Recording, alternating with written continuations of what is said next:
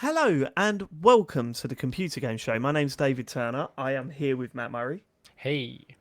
I'm also here with Sean Bell. That took you a second, didn't it? Well, I'm also, what? What's the matter with you? Just, I don't know. Just thought you'd know my name by now. Ooh, someone's ego is getting a little bit big. I had 4 hours sleep last night. I have had a coffee. I don't know how long I've got. Clubland, weird. Sean? Clubland? Hold on a minute. Hold on. Oh, James isn't here, but it goes without saying these funny days, doesn't it? Assume that. James Farley fact this week is that he was once given a verbal warning at work because he did a fart during one of his lectures. There you go. Kidding me? No, it's true. Wow. Has he No, not I told mean, you that? no, you'd have mentioned that. I'm annoyed Yeah. on Farley's behalf. That seems like a cruel and unusual punishment for a unfortunate but occasionally It was inevitable. It was really loud. Yeah, It's and it not was really during bad, something. It was a very serious period of Okay. history. It was very inappropriate. Okay. Sean, Yep. get your ego in check. I can't remember what we were talking about. You threw me off course then. What? No. Yeah, that was What it. did you just say there? Go on. Get your ego in check. Get your Get ego your in ego check. in check. Coffee. Yeah. When did you drink coffee? When it's a medicinal necessity.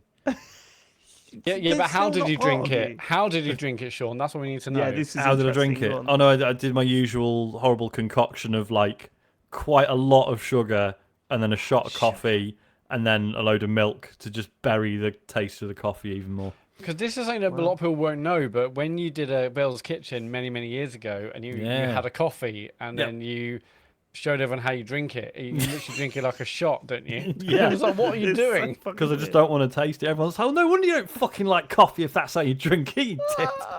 It's like that scene from Elf. That's one of my favourite scenes when he drinks don't the think I coffee and remember they go. Wah. Sorry, Sean. You said you don't remember it, or you've not Don't seen remember. it. I saw Elf in the cinema once and then not seen What it the since. fuck, man? Yeah. Is that not a yearly? What is wrong with you? That's Christmas, isn't it? Right, bloody hell. Hold on. Isaac's not seen Elf. Isaac's not seen Elf. Holy fucking shit, man! That's one in the chamber waiting to go, isn't I'm it? thinking social That's services. yeah, That's yeah. bad. I know, right, you Christmas, can't watch Christmas- Elf this year, Isaac, because you're being taken into care for not seeing Elf. Speaking of Christmas, Tesco has no, now thanks.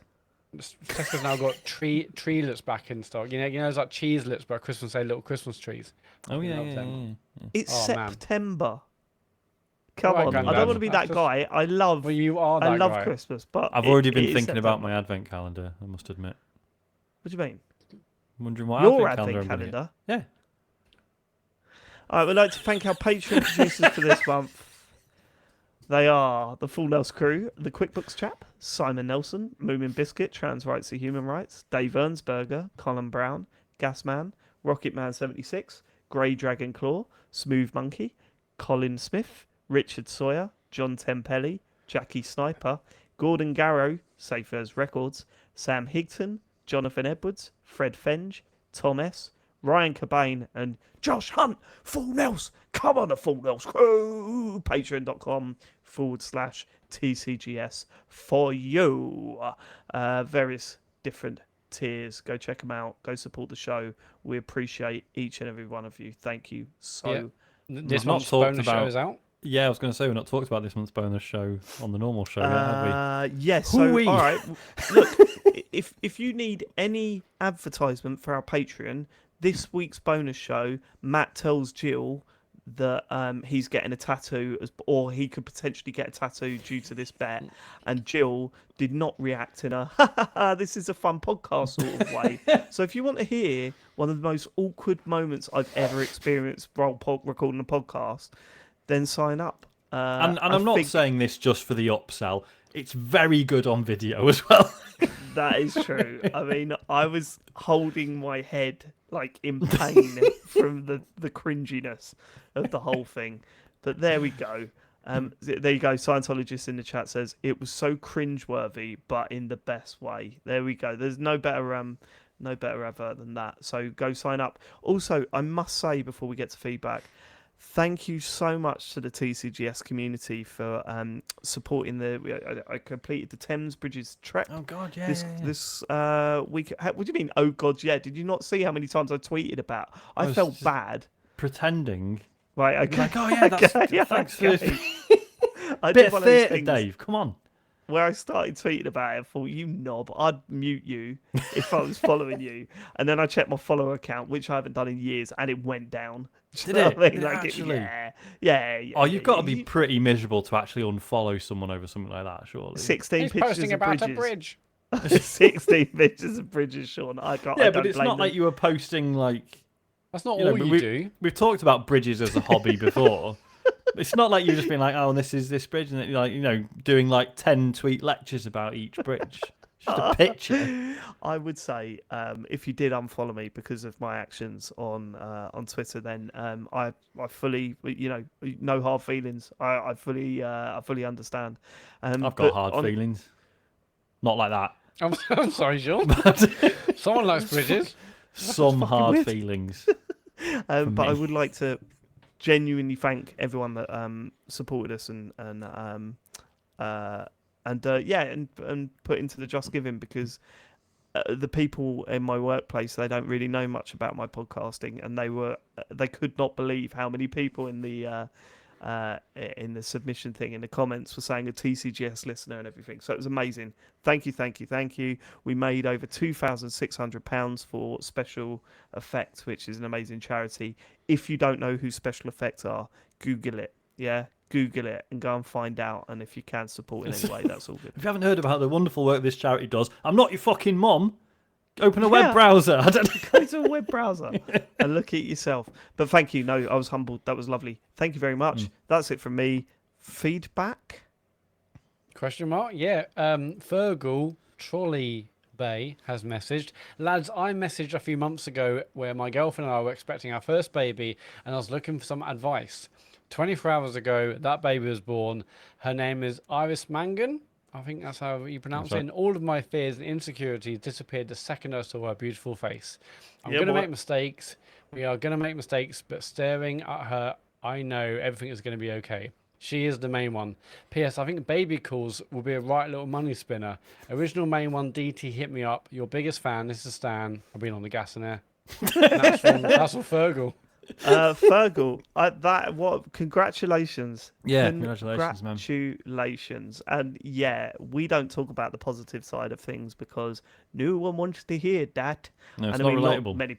It's not relatable. But there you are. I hope everything works out for you and enjoy the rest of your life. It's a gorgeous name as well. Iris is a gorgeous name. Yeah, nice name. Yes, it is. Yes, it is. Right, Hakon Lingstad. Speaking of gorgeous names, Paige in the TCGS crew, please come in. Like the chat around the question, is mech a genre? And I think we should have two different terms to describe any game, genre and flavour. You can get chocolate bars, potato chips or toffee in different flavours, right? Mint, licorice or pizza would go with some of them, but not necessarily all of them, right? Armored Core and Xenoblade Chronicles X are both mech flavoured games, but they are different genres. Even though it's definitely a genre in film, Western shouldn't be considered a genre of games. Red Dead 2 is a third-person action-adventure shooter that just happens to taste like a fistful of dollars. Genre in games, should I think, refer to the mechanics of the work, not the superficial elements making up the setting. I guess that makes me a bellyache because Sean is dead right on this one. My favourite flavour of game is Simpsons, which I think would go great with an immersive sim. Writing in from right outside the voting booth are local elections here in Oslo. Let's all remember to do our civic duty wherever we're listening in from. Eat my shorts and Hakon Lingstad. Hakon, thanks for that. I will say, can I just point out a slight flaw in this? Go on. That the flavour examples you gave, mint, licorice, that... I was going to say, what does licorice go with in that? This is us being uncultured, isn't it? But licorice, yeah, that's not a flavour, is it? Is it? That's like a sweet, isn't it? Licorice, because it's like uses aniseed and all that sort of shit. You can have aniseed, or maybe aniseed. I've never understood aniseed. I've never understood aniseed. To be honest saw with you. aniseed balls. What are they called? They were called disgusting, is what they were called. I used to love let's aniseed take balls. mint, for example. Mint Yes, that's it. is a flavour. Mint's right? flavour. That's why it's called a flavour. Yeah. Simpsons, not Actually, a I love- flavour. That's why we don't call Simpsons a flavour. So that's where I think your logic sort of falls down. I suppose the other thing is like Western is a sort of unfortunately interesting example in terms of film, because as we were saying the other week, within Westerns you've got comedy Westerns, you've got action Westerns, there's some like, you know, quite horrible ones. Spaghetti Westerns. Spaghetti Westerns. Yeah. So within Western there's subgenres, right? So I don't know if that Fine, means... but I'm so- looking at Matt's face. This is why we shouldn't have cameras on, because I'm looking at Matt's face and he's thinking, should I say bolognese westerns? Should I say pot I was noodle not westerns? thinking that, dude. That's in Yes, your you head. were, Matt. Yes, you were. It's That's so in your obvious head. that you're sitting there. You're just running through little cycle. Like, What I do in my own different head things is in your head. my problem, not yours. Okay, yeah, fair Wait enough. for And the it is a wait for problem. the action. Don't judge Fair me enough. Yeah, on no, the you're right. process. Just judge me on the I'm sorry. results. All right. It just angers me. Come on, What, were you saying, thinking? I'm fucking thinking about something. Actually, at that point, I wasn't thinking. I was just like, waiting for the question to end. Sean? Okay, sure. Luke Summerhays. The start of the sixth pod was driving me insane. James, for those of you, James was someone who used to be on this podcast, by the way. Yeah, you James might does have, like ask your mum and dad, they turn-based- might remember. Yeah. Oh shit. James Farley is his surname was. James doesn't like turn-based RPGs, but he does like turn-based strategy games. This has been clear from years of listening to the pod. He misspoke once, or maybe the listener last week was talking bollocks, and everyone was jumping on it without context. This happens all the time. James makes his initial point badly, then gets into an argument to defend what he thought he said while everyone else is arguing about what he actually said. Fuck my cunt from Luke. Got to bleep that out now, Matt. Oh yeah. I don't understand. Is this a defence of James or I not? don't know. I got lost halfway through the message. It didn't make it. Right, let's break down. Everyone's always James- picking on James because he gets things catastrophically wrong. Okay, And- everyone be quiet. Everyone be quiet. Let me try and unpick this. Okay. James doesn't like turn-based RPGs. Right, correct. Or so Well, no, said. but he does though. Right, okay. Let's try and unpick it. Well, no, But he does like that's turn-based what strategy James games. said. James Right, said he yes, doesn't, okay. but even It's though he been does clear like, for years No, he has listening really to the does. pod.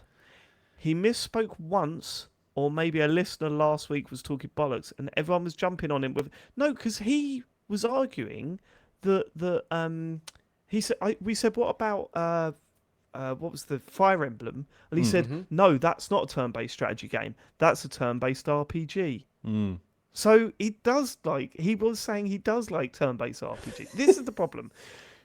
He, in terms of chess, he'd be thinking about his next move, and he doesn't think about 3 moves that. It's like he'll make a move and then completely forget the move that he made, and that's what he does. And then try and claim he did a completely Yeah, he different move argued yeah, that altogether. and was then the try best and move. move the piece back into place, and you go, well, you can't do that. Yes, I can. Why not? Like that's what Because what usually happens in conversations is someone says something and they misspeak, right? And maybe what they said doesn't make any sense. And then the other person goes, well, hang on a minute, that doesn't tally with reality. And you go, sorry, yes, what I meant to say was this. And then you say something that's usually like an improvement on what you just said. Whereas James just keeps making it worse. yeah. He says something. He says, well, it come out my mouth now. I better roll with it. I better keep That's on reality going. now. I'm bending it with every sentence. Just I've got too many examples of when he does that. It's so good. Well, my favourite Right. thing of that is when you then question him. He said, David, everything's so black and white with you, isn't it? it says the man who just wrote off an entire genre that he clearly does actually like many examples of. Not here to defend himself. Look, see No, what's sorry, it's a happened. bit harsh. Well, he's never here. That's Luke, the trouble. So he needs to go defend himself. Luke Summerhays has messaged in trying to defend James and saying why are you always jumping on his back. He's not even here and we're doing it. So we should probably Look what you've move done, on. Luke. Look what you've Yeah, done. Luke, it's your fault. Go on. Okay, we're going to end with long-time listener, first-time writer, Colin Ross Wilson, which I don't believe is the case, Colin, but I think you've written it many times before. Yeah, Really he's enjoyed finally the show using last his own week. name this time though, so Yeah. it's a big step forward. Really enjoyed the show last week, guys. I'm sure everyone else did as well. Also, a special mention for James Farley last week. He's definitely my favourite guest on the show. Keep up the good work. I'm proud of you all. Your friend Colin. P.S. Appreciate y'all. Thank you, Colin. Appreciate y'all. He is a Are we good done guest. for feedback? Good James. He's a isn't good it? guest. Yeah, no, he's all right. Yes. He doesn't do much, but he's there in What way he's spirit. on Go yet? Go to tcgs.co/dear TCGS. Leave your feedback. Yeah, he's the only person I know that could say, I'm there in spirit, while he's actually physically there as well. Yeah, Do you know what I mean? I'm here. I'm here in spirit. News. Should we get to Sean Bell? Hello. Nintendo have Hello. confirmed. That's how they start the Something like news, isn't that. it? Yeah, it's Yeah, like, like oh, that. David, but isn't the news like when two frogs kiss and in a way the frog spawn No, is the... no, we're not It's doing supposed that. to be a No. current event. If you're gonna Yeah. Frogs are lampoon me, current. get the format right. Frogs are current. We're not lampooning Sean in the right way. That's the most No. Sean complaint I've ever heard in my life. Go on. Fucking Lampoon. hell. Eiji Aonuma and Hidemaru Fujibayashi have done an interview with Famitsu where they have confirmed that they are not doing any DLC for Legend of Zelda Tears of the Kingdom. Saying, quote, they have done everything that they could with it. And then there was just kind of a load of sort of, oh yeah, the next game might be in the same world or it might be something else entirely. So, all right, thanks for the insight. The latter. But yeah, so I guess that's it. No DLC. I mean, Good. I'm Good. fine. Yeah, Good. It makes sense. It's a massive game. We don't. I mean, yeah, it's confusing in some ways because there was previous DLC, you know, for Breath of the Wild. I get But that. yeah, and most previous games these days do have DLC DLC. for Breath of the Wild was shit. It wasn't great, was it? No, I know. it To be was fair, I terrible. never I did wasn't playing the Sure, Phil second did lot. like it. But I remember when I didn't like, do I any went of back it, so to I it, like, can't oh really man, I talk. could do the Master Sword trial stuff. I hated it. But Really this is didn't it. like There's not one point in playing this or Breath of the Wild did I go, do you know what I really want? Harder combat. That's really what I really want to be challenged in terms of combat in this game. And that's the route they went down with Breath of the Wild. The best bit of DLC they had was, hey, now you can see where you've been. But that's already in Tears of the Yeah, I've seen Kingdom, this. so it Yeah, doesn't isn't it? really matter, By does it? default. So yeah, no, fine. Move on. It Yeah, I doesn't mean, need it. It's a big enough game. You don't need extra. That's fine. What Move Zelda on. games in the past, other than Breath of the Wild, has had DLC? Yeah, exactly. Do you know what I mean? Hey? Yeah, but then more recent games Well do said, have mate. it, and Well said. I don't think it's about that. It's more like I'm happy they're moving on. No, I'm just saying. I'm just saying. That was Sean clapping then, just for the video listeners. I'm just saying that is that it's not like if anyone's complaining, are people complaining? I'm just assuming people are complaining about this. I mean, there's Feel a definitely this sort of mentality, isn't there? Like, if a game just comes out and is really good, and then that's it, the developers move on to something else. It's like, oh, dead game. It's a dead game. Developers abandoned it. But I mean, that's idiots on the internet, isn't it? That's not. It's not real people. Yeah, well, let's not give them any oxygen to breathe. No. Starve them. Next But yes, story. let's hope the next one is a totally new game in a new environment. That'd be nice, wouldn't it? Yes. or the same environment. No, they can't do a whatever third the one. devs They want. Can we Not the do third one another the layer, same. please? Yes, Can we I can. can we have the deeper depths? Can we have another depths below Yeah. that? I think the other way, mate. It's called a space, baby. Oh yeah, okay, yeah. And then you can skydive even further down. And go. Your reaction then, Matt, was incredible. You sort of said, "Oh yeah, space. How would that work? It wouldn't work, would it?" It was like in that 2 seconds there, you realised. Well, it's how all right short because you don't Lincoln actually need to be space able to would be. explore space. You just do like fast travel and loading screens and stuff. Right, no, I know I've already been accused of this by you literally 4 minutes ago, David. I'm thinking of puns, but I was like, well, that'd be good. And then my brain's like, quick, what would the name be? And I was like, Oh Space- god, yeah, shut it's- up. I'm Next, an idiot. next. Further Nintendo news. It has been revealed that at Gamescom last month they were doing yeah. private demos of a new Switch. Who Yeah. spoke? Who do you reckon leaked this? Oh, I don't know actually. Little It fucking doesn't grass come out with say- this. Well, It you know doesn't what say. I've been doing? I've been in a room over there looking at Switch 2. Shut up, Matthew Castle. Yeah, it had Zelda on it, but it was better. I'm now, sorry. actually. That was Had mean. lighting. I like Matthew Castle. That was a joke. And that was mean. I love Matthew Castle. That was a joke. He's not coming on the show now. That's it, is it? He's just, I've upset him too much. Just That's that. true, yeah. No chance now. Um, Definitely not happening. what do you So reckon they did, apparently though? it was running a demo, which was a souped-up version of Breath of the Wild, which obviously doesn't necessarily mean it's coming to whatever the new Switch is, but that's how they were demoing it. So yeah, it's real. They're letting some people see it.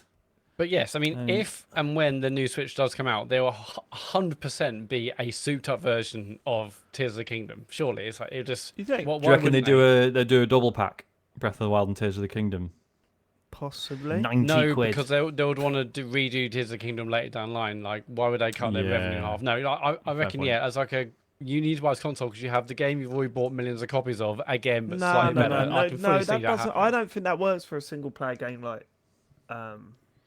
like it worked for Mario Kart because people play that. I don't know if they would, Matt. Based on what? What are you saying? What is this based on? Well, I mean, it just makes sense as like a demo to push the existing console on the new console, the game that sold millions. But when have they ever done that with Zelda? I think that's the wrong series for them to do that with. You get it with Mario Kart because it's a game that people play loads of. You get it with Smash Brothers. You get it with the games that they've done it with in the past. I can't see them not. I don't know, man. I don't know. I think they're Nintendo reusing stuff. I can just see them. And if we are to believe this report, where there is a souped-up version of Tears of the Kingdom, I can just fully see him saying, "Yeah, but here's the Switch 2 version, and it will sell millions of copies and make loads of money." It was Breath of the Wild. Oh, was it? Okay, right. Yeah. They'll never do that. They'll never do that then. But yeah, but I can also see it. I can see them doing that. Yeah, as Ben says, they love reusing stuff. Like, why wouldn't they? Breath of the Wild that what? They did what with? It was a souped-up Breath of the Wild demo. It wasn't Tears of the Kingdom. So. Oh right, okay. But still, I can fully see them doing that. I don't know. I don't know. Maybe a remaster. I don't think they'll launch with that though. How disappointed would that be? Well, no, I mean, maybe not. But I wonder if Metroid Prime 4 is going to be one of the big. That's 100% going to be the launch game. Yeah, there's going to be that, and I still think we will see a Mario Odyssey 2. I genuinely think they'll do that because there's so much more you can do with flinging your hat on shit. Like there's so much more you could do with that moveset. Yeah. That I'd be amazed if there wasn't a Mario Odyssey 2. What about that for a launch lineup, right? Mario Odyssey 2 and a Metroid 4. And there's the rumours of Mario Kart in development, which has that feature that's never been seen before, whatever. Oh, that was a while surely ago, all those things will be pushed now towards the new console.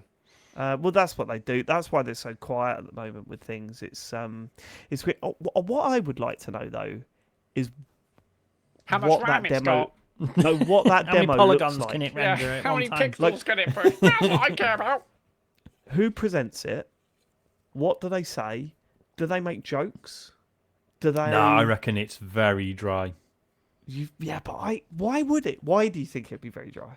Just because Nintendo are really serious about this stuff. Yeah, I know, but it's not anyone from Nintendo. Well, is it? Do you reckon it would be someone from Japan presenting with a translator? No, it'd be someone from the European team, but it'd be... Right, US, so they're not... I've got a feeling they'll be making jokes and, Well, it's just a demo, a backstage demo. They're like, here's basically the dev kit. It's still a presentation, though, isn't it? Yeah, but I don't know. I don't think there will have necessarily been someone like on stage being like, "Hey, look at this, isn't it great?" No, but they still got to come out and go, "Hi, everyone. We're just going to run through the specs or the aim or what we're aiming at." Obviously, they're not going to go into too much detail because of fear of leaks. How do they have to give their phones in before they can walk in? No, I fully reckon this is just kind of like 7 people in in a meeting room rather than like, "Hello, everybody," because there's too much risk there. This is alert. Yeah. So you're scaling down. There's going to be 7 people, and you think they are what? They're probably from Ubisoft, high up in the big developers, right? Yeah, I reckon. I mean, yeah, probably some people from Nintendo, some people from and meeting each one individually to avert the risk of everyone leaking it. It was let's just and the fact that it took this long to come out means they must have been very selective, and the fact that it hasn't just been leaked Like, even during the show, right? You would think they would already be like, "Oh, fucking hell, have you heard they're doing Switch 2 demos?" I Like, fucking they've love clearly that. been really selective about who's. I'd seen love it. to know what that sounded like, though. I'd love to know how long it is. If they provided tea and coffee and biscuits, like Nah, I'd like none to of know that. if they went out afterwards. Like at the start of a meeting, there's like a 10-minute bit where we're like, yeah, they should be here in about 10 minutes. So, everyone all right? You got the small talk, or Pass the sometimes you biscuits just go, round. let's start. They can catch up. Yeah, Getting angry when they Let's walk do in. intros now. Oh, Shigsy, sorry. Yeah. Bowser, Matt. All of that. I love all of that. I just want to know the real sort of unnecessary details about this. Surely someone can send us that. We don't want to.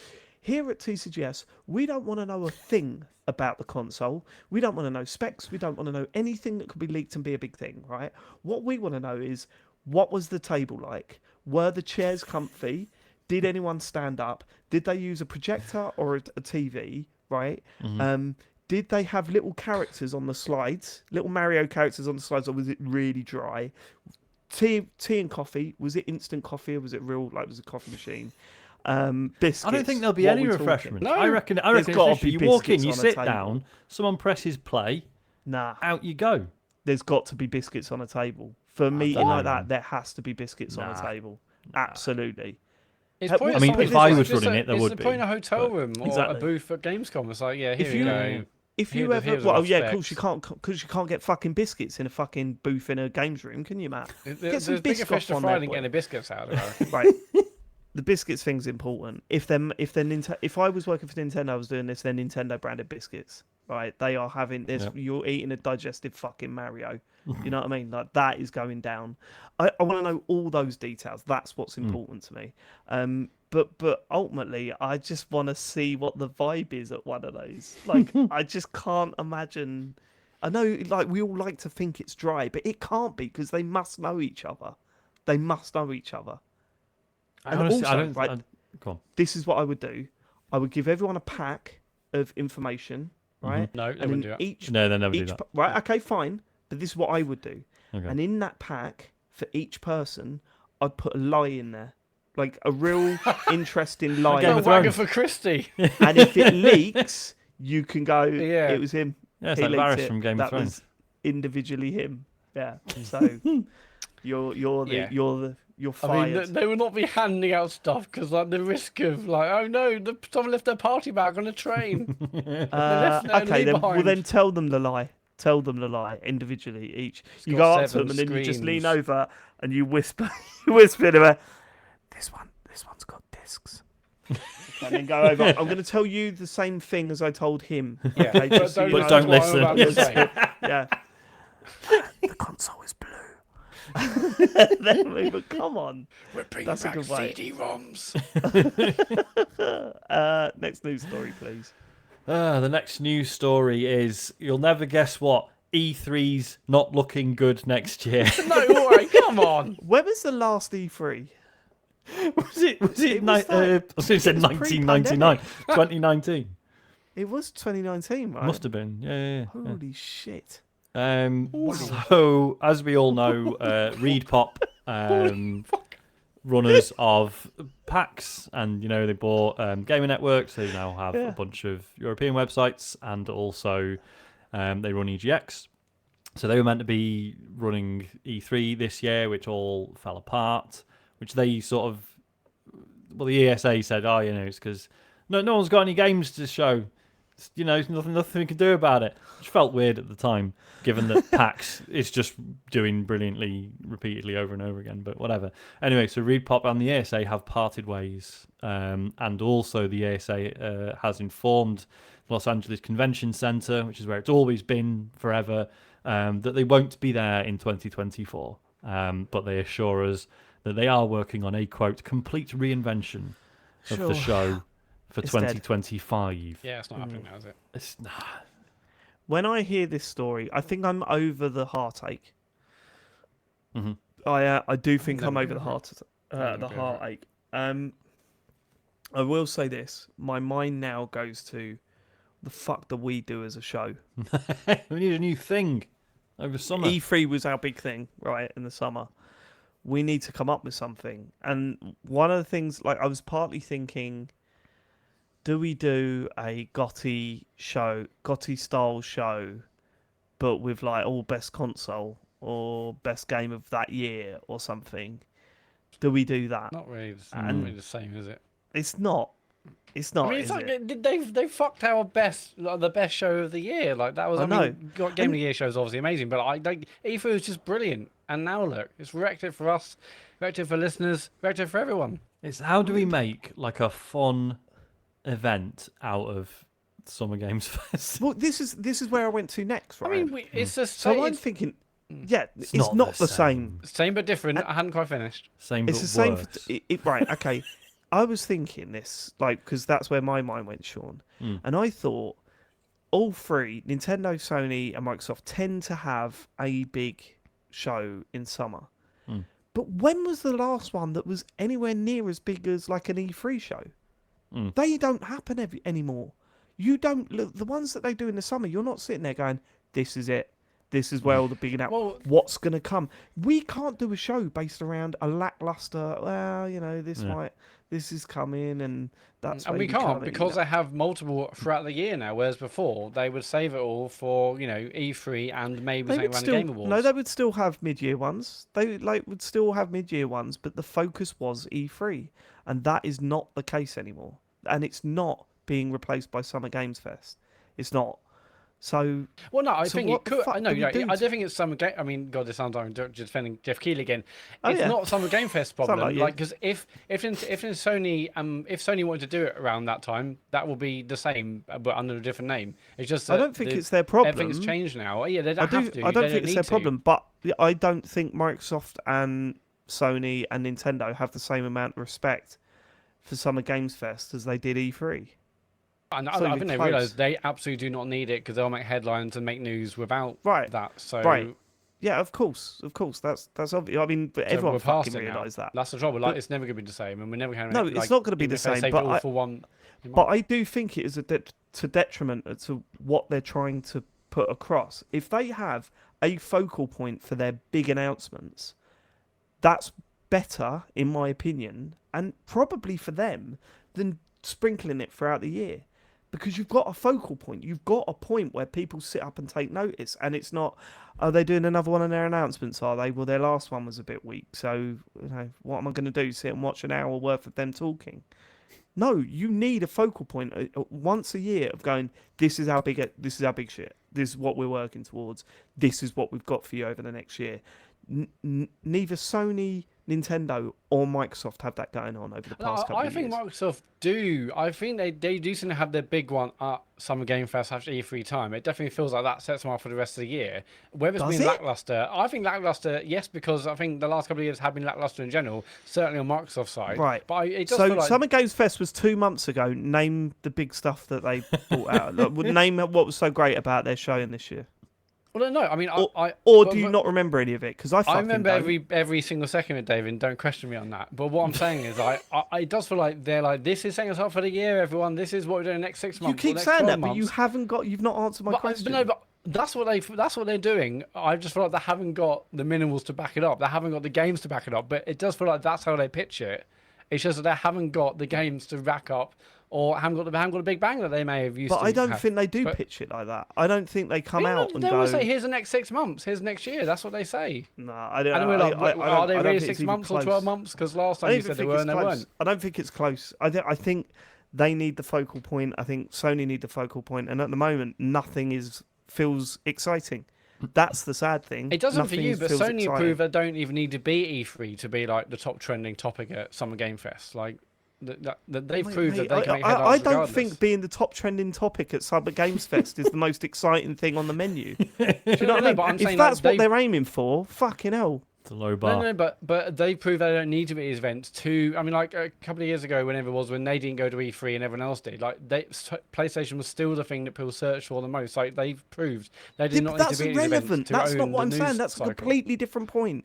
My point is, if they've got a pillar to work towards throughout the year, it's going to drum up way more interest than if they scatter announcements throughout the year.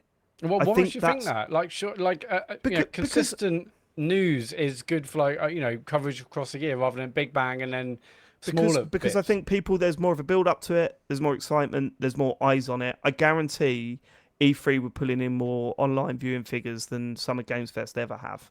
I genuinely believe that. I don't know. I don't have the figures to back that up. Yeah, I don't know. But I honestly believe that. Someone's going to And check. also, I don't know how you can still defend Jeff Keighley after what he did this week. I'm not. It's not defending Jeff Keighley. I'm just, Okay, making you realise. Do you that think what he we've did this unfortunately week was moved out on of from order? that. What's he done? Hang on, what's he done this week? So there was the E3 announcement, or there was the news breaking that E3 was it, and what was it? 15 minutes later, he tweeted, "Summer Games Fest is back next year." Fuck's He does it every time. And you're okay with that? You don't think that's a fucking Bizarre, arsehole isn't it? move? I just don't really. I guess we'd all do it. It's like like a big middle finger up to the ESA. Like you fucked it. Look at my event instead. Like whatever. That's awful. That's an awful way to act professionally, though, isn't it? Look, like the ESA fucked it, and he's trying to own Summer. So and he has. I mean, he could at least that's just what he's pretend. trying to do. Listen to yourself. He could at least trying to pretend own that- Summer. Summer Game Fest. That's literally what he's trying to do. Why am I defending fucking Jeff Keighley again? He could at least pretend that he didn't what see we're the all news asking. and go, yes! Do you know what I mean? No, it wasn't Jeff I was Just trying have to a bit of defend. class about it. Yeah. Like Exactly. what would be classy? That in a different font. No, just not posting anything for a bit. But Not he's waiting a for this marketer, that's announcement what he about does, how he's a E3's promoter. down, and you're going, "Oh, me." Oh, fuck. Honestly, But he's promoting his event. That's what you do. I would love nothing more for E3 to come out next year, and it's the biggest thing in gaming. Oh, so would I. And That then, would and be then amazing. no one I miss watches it. Summer Games Fest anymore. I miss it, of course. Yeah, like it's Game of Christmas. Like it's nothing. It's never gonna be the same without it, and Game it of sucks. Christmas. But just unfortunately, things have moved on. Could we... What if, right, so if Summer Games Fest is it, that's all we're getting from now on. Christ. What if we did a physical Don't try and live join us event? now, man. No, but I've said this. I may have been trying to defend him, but that is true. Like, it's just not the same. It is nothing like it was. Sorry, Sean. We should do a live event around it. A watch What do you along, think? but like in like a theatre or something. Summer Games Fest. But then What? we'll have to watch How Summer are Game we going to Fest. rent out a theatre for 3 fucking months? No, I mean just the Yeah, opening night, whatever it residency. is, the big Keighley stream. I am surprised that he's not tapped into that. Opening like a cinema and like Yeah. watching Hang it on. in the fucking Leicester Square or whatever. Well, But you can we watch it in can tap cinemas. into it. We can get the jump on this. And you Could can watch it in imagine if he did cinemas. that? Can you? Can you? Yes, he's done it the Oh, last couple of okay. years. Yeah, but I IMAXs don't and want to stuff. watch it though, Sean. That's the thing. It's a terrible show. It's a terrible show. But is it And the we show would or offer is the it the best way fucking to watch games, it. David? That's the trouble. Right, Is it the show or okay. the games? Yeah. If there were banging games coming out, would it be a better show? Yes, but not because of Jeff, because he'd still be cutting in between going, if you enter this code now, you can get 2 DoorDash weeks of discounts. Speaking Yeah. of new Final Fantasy games, why don't you order yeah. a fucking pizza? Yeah, that was a mistake. That was That was an a error. mistake. An That was unforced a error. mistake, was it? An Yeah, error. just we to move clarify on? my position, I miss E3 and it's not going to be the same without it, and I want it back. Fine. But unfortunately, things have moved on. All get behind that. I still think they need to have a focal point in the year. I think I don't care where it is, but come out with conviction once a year because I miss that shit so much. It's just I miss like it. so. We all know ESA were charging like thousands for booths, and and it just made sense, financially, seemingly, for publishers, developers not to do that. I get that, but it's clearly people don't give a fuck about the ESA anymore. Was it the data leak?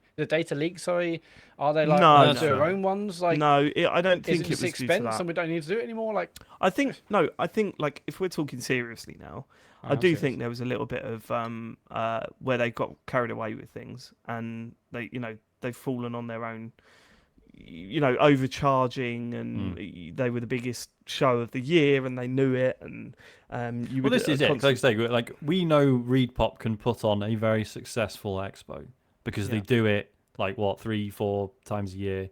Yeah. So yeah, when E3 fell apart this year, and it was just like, oh, it's been a real challenge getting people to show up, and it's like, well, why? Because we know the people running it can do it. So what barriers are the ESA putting in place, right? Which, as you say, we can only assume it's the costs, right? Yeah. So, and I suppose my problem with the transition to Summer Games Fest, because honestly I couldn't give a shit who hosts it, right? There's two problems that I had with it. One, Jeff Keighley seems to want to make it all about himself, which rubs me out the wrong way. And two, he seems to misunderstand what like people that watch this stuff want. He seems to have completely missed the point and focused on how do we turn this into a big, advert for major brands like fucking pizza or whatever. I don't know if that's a brand, but Pizza's a brand. pizza. You know what I mean? That's my favourite pizza shop. I mean, where else would you go for pizza? Do you know what I mean? Where I kind of go, I'm not getting what I like about these shows out of this. So I'm not into it at all. It's just sad, man. It's sad, and it's not gonna come back, is it? No, and if here's sorry how I got to that, Matt. When I was thinking about what we do to replace our E3 show, I was thinking if Microsoft, Sony, and Nintendo said this is our big show, it could be anywhere throughout the year. It could be February, it could be October. But if they said this is our main event, they do it once a year and they focus big announcements on that one point. We've got a show. We could do that once a year and turn that into a big thing. But if you take Microsoft, sorry, all three of them at once, you mean? No. They can be separate throughout the year. Okay, we can make something out of that. But at no point do either of those three companies say, this is our big one. This is our big show. It doesn't happen. It hasn't happened for years. And that's where you look at it and go, oh shit, our format's down the pan. You know what I mean? Like we can't make a show out of that because what do? Go, so they sort of showed, then they showed a couple of indie games and, there's nothing with any meat on it that's going to blow our minds that, I don't know. Sad. It is sad. End of an era. But then is it the show's fault or is it us? Or is it... I don't think it is us. I think there's two reasons. I think, firstly, as an industry, it's probably easier to spread these things out in terms of the pressure that they put on people to get game builds out and trailers together in time for one specific date in the middle of summer. I think it's easier for them. I think, as Matt says, they like the idea of dripping announcements throughout the year because it seems more consistent, like there's more stuff going on. However, I think actually that's counterproductive for enthusiasts because they want something to focus on, and at the moment you're not necessarily going to watch it. If Microsoft say we've got a showcase next week, we're not going to go, oh, what's going to happen here? Because they've had 3 this year and they've been shit. Or they're not been necessarily shit, but they've been lackluster. Yeah, but I guess my point is like we've seen enough like high profile disappointments in the last few years. Right. To be like, like when there was a new Halo and we're like, oh man, it's really good, and then just completely fizzled out. Yeah. That should have been fucking massive. Yes. Right? I'm not blaming Halo specifically, but you know what I mean? It's just a useful example. There's been enough of those. I think it is the fact that the stuff's being spread out, and I also do think the fact that the industry where it's at the moment, recovering from COVID and you talk of prices and inflation, everything's more expensive these days, and that does not go away in terms of game development as well. And I think it feels like, I've said this before, it feels like we need something new and something big, a new IP, a new something that feels like it's moving things forward. We've not had a game like that for a long time. Red Dead Redemption 2 was probably the last game that I played that I went, fuck. And I think Grand Theft Auto 6 might be that game. But I think it's a long way off. I've not seen any mind-blowing announcements from... I'm excited about Spider-Man 2, for example. Like, I'm really excited about it. But I know that I'm going to be playing a new Spider-Man game. And I'm excited about Mario Wonder. Like, so my love for, those games is not gone, but I kind of know what to expect, right? I'm waiting for that next big thing to go. Holy fuck! What is this? Mhm. And I think maybe, possibly, the video games industry is also waiting for that thing. Mm. It's weird, isn't it? It's a strange time we're in, and I do think COVID has had, the pandemic did have the pandemic has had an effect on that. Yeah. On that Plus, like, software obviously, the development. natural sort of escalation in complexity and money in, high-profile, big-budget releases, combined with, as you say, financial crises, plus COVID, etc. It's all sort of dovetailing into a difficult time for AAA, isn't it? Basically. Yeah, it really is. I cannot wait to see what changes that. I cannot wait to see what changes that path. Yeah, it's going to be an interesting few years, I think. And I think if anything's going to do it, it might be Grand Theft Auto. Yeah, you can always rely on that to blow the back doors off. I mean, like But then, that, but or then like, I that's mean, nonsense to say as well, because I'm saying, what's the next best thing? Oh, the sixth game in a sequel series, to- which yeah. isn't even a sixth game. Because there's been a million others. But so maybe I'm wrong. Maybe it's a game that we will not even know about, and it will come out of nowhere and blow everyone apart. It's often the way, isn't it? It is. Yeah. But yeah. Right. Okay. Couple more bits of news, relatively short ones. A Japanese man, Shinobu Yoshida, has been sent to prison for 2 years and also fined 1 million yen, which is about $6,700 for uploading video game footage to YouTube and monetizing it. What? Yeah.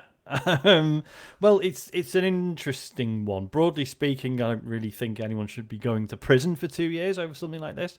But basically, he had a YouTube channel where he was uploading game footage and also sort of abridged like episodes of anime shows, right? Which I think is a bit more obviously probably shouldn't do that.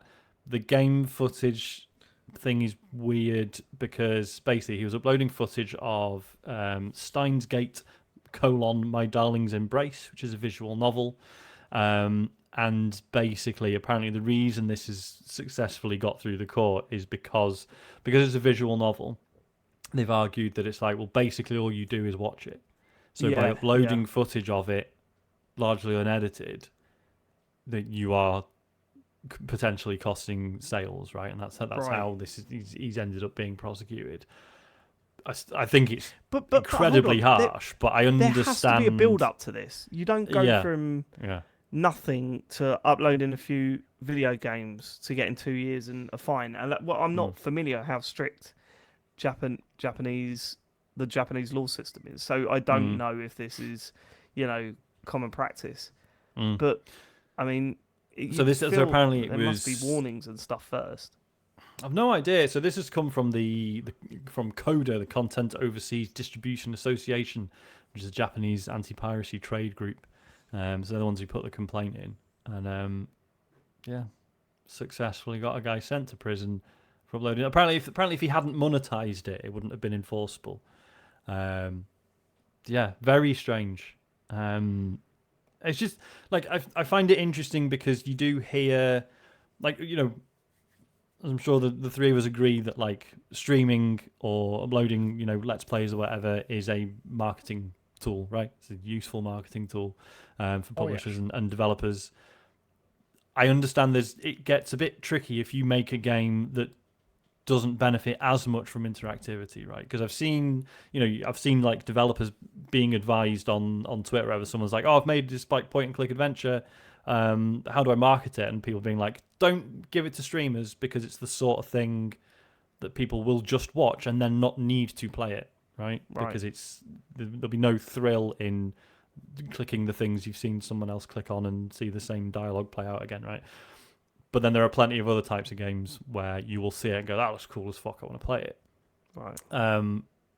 But yeah, so I get that, but I don't think sending people to actual jail is necessarily defensible. So hard to talk about, isn't it? It feels like we need to know A, how strict the law system is out there, B, what is his history, and has he been like warned about this a million times before, and he's just like, nah, fuck you, you know. There's a whole story around it that we don't know, so you can't even pass comment on it. Throw away the key. Oh, there's Matt. He's on the Joe Throw Rogan away the podcast. key. If you played Steins Gate, you deserve to go to the slammer. Get out of here. Well, just for playing the game, never mind putting it on YouTube. Yeah. Well, no, he got a year for playing it, another year for streaming it. Okay, fair enough. Makes enough. sense now. I'm on board now. Last one, quick one. Microsoft are launching a new Xbox credit card. Only in America, and only for insiders at first, but then it's going to be rolled out to anyone. It's weird because so basically, you buy things with it and you get points, which you can then redeem as like Xbox credit, but it's separate from the existing Xbox reward points thing. Thank God. Oh really? It's separate. I would have thought would be. Oh, that would be really bad if it was. I use your credit card and you get points. Oh god, that makes me feel sick. Yeah. But it's the same as getting credit cards and getting like club card points or Nectar points. Yeah, but at least you can spend them on your shopping, not more computer games. But if you love the Xbox, baby. Yeah, but it's not specific. Yeah, no, I suppose you're right. I mean, not all air miles with Amex or like. I mean, these you do better things with these, sure, but it's like the incentive Why of does that using feel your different card. to me? Maybe because one of my friends, a friend of mine just got like insanely addicted to the Microsoft points, and he would like buy movies to get the Microsoft points and all that. So that sounds insane. Who would do that? that? Seems really good looking. So there was, he's not. Bless him. No, he sounds fucking really good looking, cool dude. I don't know how you've got those. It's definitely not. I think it's like a massive personality as well. No personality whatsoever. He gets all his opinions from Kind of Funny. Really good at puns. He says a lot of them. Okay. I like him already. Okay. But yeah, it just feels like it. But they're not doing that, so it's fine, I guess. I don't know. I don't trust Microsoft going, here's some credit. I don't trust it. I mean, the biggest issue here isn't that. It's the fact that like the APR is like 21% to 32%. Like, it's not like there's a 0% really bad, period. isn't it? Yes, that's ridiculous. I mean, we're used to 0% over here, so maybe it's the US thing. I don't know, but my word. You've only used to 0% for the first year, and then because they know that we can't be bothered to transfer it over, so we end up paying a ridiculous amount after. But you do get your gamer tag on the front. So I was going to say, it's worth noting there's 5 different designs, and you can have your gamer tag on there. I really want to hand over my credit card with Captain Toss written on it. Yeah. when I'm at the bank. Yeah. Drunken Elmo. Look at this. I just realised we're giving away our gamer tags on a video game podcast. Let's move on. Oh, I can't believe you've done that. That's it. Okay. Flip news. We'll do Star Wars. Star Wars. What have you been playing? We're going to do a Starfield update. I know we spoke about it a long time last week. I think the best thing to do, obviously you may have noticed that we've not included any Starfield feedback in the feedback section. So we thought, let's clump it together. Let's do the Starfield feedback bit first, based on the stuff we said last week, and then just have a brief update with where we are with it.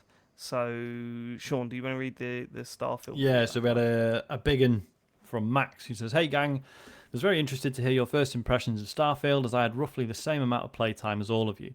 While I agree with you on some points and I have criticisms of my own, seriously, the lack of field of view settings and brightness sliders on PC in 2023 is crazy. I have to say I was genuinely confused listening to some of your discussion. I feel like some of the issues you all encountered were probably due to trying to metagame the experience, that is, trying to optimize your route through the game rather than just playing as a character in the world. For example, carry weight. Rather than trying to haul everything for selling later, why not simply just take 1 or 2 valuable items and leave the rest? The game isn't actually forcing you to carry around 8 spacesuits, and there are many other ways of making money than selling every last widget you come across. There was also a discussion on builds. Sean mentioned how artificial the skills system felt, with the example he gave about needing to hit a specific number of jumps while in combat. I get the criticism here, but also, why even artificially try to rank up, e.g. go for a build, versus just playing the game as you naturally might? I hit the jump pack requirement Sean mentioned completely by accident at some point just by being in combat rather than trying to hit some specific criteria.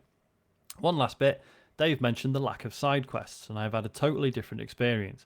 In fact, it feels like the game is going out of its way to present me with side quests. I'm guessing that Dave might be engaging with the fast travel system a bit too much. I would encourage you not to use fast travel except when required, like warping between star systems, and instead walking everywhere. When I do it this way, I consistently get thrown side quests by overhearing conversations or just being engaged by NPCs directly. P.S. I rarely take part in the community, but I've been listening for years, and you guys are genuinely one of the highlights of my week. Thanks so much for everything you do, Max. Cheers, Max. We'll go through your points, I think, because I think some of them, I like. Let's start with the first one when you were saying about what was it? Rather than trying to haul everything for selling later, why not simply just take the one or two valuable items and leave the rest? The game isn't actually forcing you to carry around 8 space suits and making money from every widget. Right, that's fine. However, the game is constantly pointing at things that you can pick up. I think if it was a situation where you're walking in and you're discovering things that you can pick up, that's one thing. But when you walk about, if you look at anything you can pick up, a huge like dialogue box pops up with an arrow pointing to it. And that's if the intention of the game is to say, hey, don't pick everything up, then don't make it so enticing to pick up, or don't indicate it. Like everything's like, hey, you can pick this up, you can pick this up. It's language of video game design. I was gonna right? say this is how we play games. Like we're hoarders. We pick everything up just on the off chance. This is why so many of us collect everything, and then we get to find a boss. Well, actually, we've used barely anything, but we saved it just in case. You know. But no, that's a specific and case just detail, from man. That's not everyone. A lot of people do. But that. just from the language of the experience. game. Sorry, Sean. The language of the game is saying, look at this, look at that, look at that, look at that, look at that, look at that, look at that. It is literally doing that because as you're walking through, there's an arrow pointing to the thing and saying, this is how much it weighs, this is how valuable it is. If you don't want me walking around your game picking stuff up, then don't highlight everything in the fucking game. Like that's a problem with communication between what the game wants you to do and how you're reacting to it. That there's a breakdown in communication there because So it's what's saying, the alternative there, David? so you either don't make everything pick upable, or you don't penalize people for hoarding stuff because the Well, yes, again. So therefore, you are saying the system is the issue. The system being like the incumbent issue, I do. I think it's a miscommunication between one part of the game going, pick this up, look at this, look at that, look at that, and the other part of the game going, don't pick too much up, otherwise you're fucked. You know, there's two sides of it, and it's not matching. So Well, like, in fact, just it in becomes a terms of- frustration. That's the problem with those two things not meeting. That's where the frustration is. That's the problem. Yeah. And the thing for me is you have a massive firefight and then there's like 10, 15 corpses lying around. I don't want to have to go to each one and be like, right, take the ammo and, is that a bit better? Or that jetpack's a little bit better, but is it loads better than mine? I don't really want to stand around figuring that out now. Can I not just... Like, I want to just be able to go to every corpse and just go, take all, and then worry about it later. And think about another game that where you are encouraged to hoard things, right? And they are battle royale games, right? Yeah. Now I know people that love Bethesda games will cringe at me comparing them, but hear me out. When you play a battle royale game, you land and your idea is grab everything you can, and as quick as you can. When Call of Duty did Warzone or Blackout was their first one, I think, it solved that issue by saying you will pick up, if you pick something up, it will make it very clear if it's better than what you've got. So it made it quick. You could make the quick decision, and if you picked up something better than what you had before, you would automatically drop that weaker thing. Right, so it got rid of that. It got rid of the incumbent issue, and it got rid of the having too much inventory. Like it got rid of that. With this, the design doesn't meet what it's telling you, and I think that's what made it so frustrating. Going on to some of the other points. In terms of playing it as an RPG, we know how to play a game as an RPG. I think my main problem is that a good RPG gives you a motivation at the start, and this game gave me no motivation. Like it is so weird. I mean, Sean made such a good point last year where you walk into a town and there's being a bank held up with last week, sorry. You walk into a town and there's a bank being attacked and they've got these hostages, and the police, like the head of police, or what you assume the head of police is, goes, "Go on, have a word." See? I love that. Yeah, go on then. Like that takes you out of it a bit because you just think, what the fuck am I doing? Do you know what I mean? What is this? And the stuff about meta gaming it, to me that's just, if you're putting RPG stuff in your game, I'm gonna try and be efficient with it. I'm not one of those people who like fully tries to min max everything. I enjoy engaging with the systems, because why put them there otherwise, right? So yeah, and I wasn't naturally having to use the jetpack in combat. I didn't find didn't see any sort of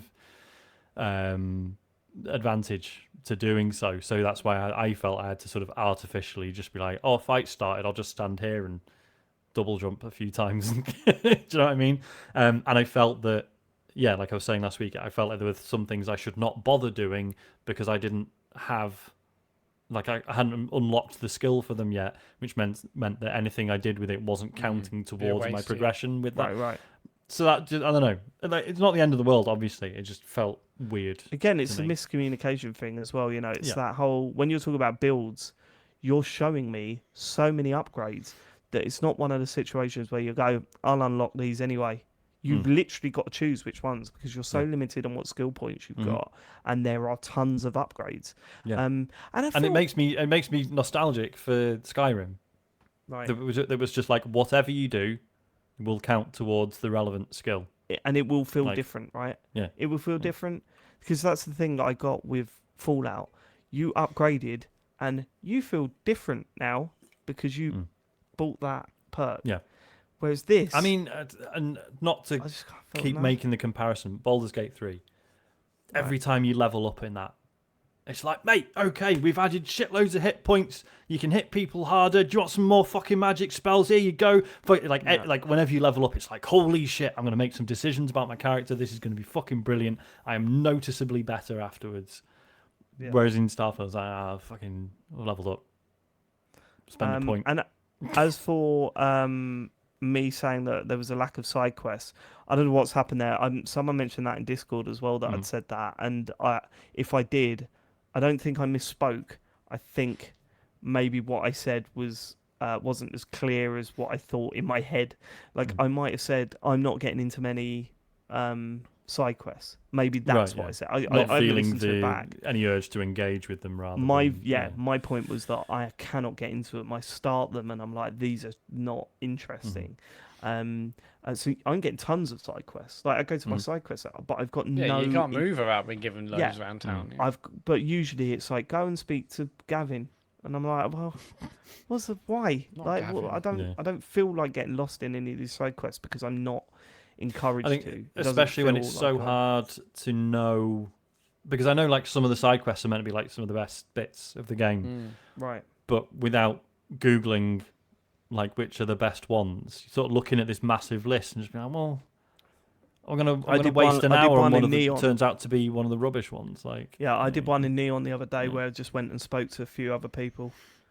And it was like, that gave me I don't care about the characters I spoke to. It had no relevance to anything that I'm doing, and I could take nothing away from that side quest other than a few experience points. And I just thought, this Cyberpunk was very guilty of that as well. Because remember, that would just give you shitloads of quests, and then you'd look at them like, well, I've got no indication of how big any of these are, what the reward is, what's the scale and depth of these, and they would vary so much. Like, again, some of the side quests in Cyberpunk were some of the best bits of it. Some were just absolutely nothing. So it's, there are other games that have not communicated this stuff well.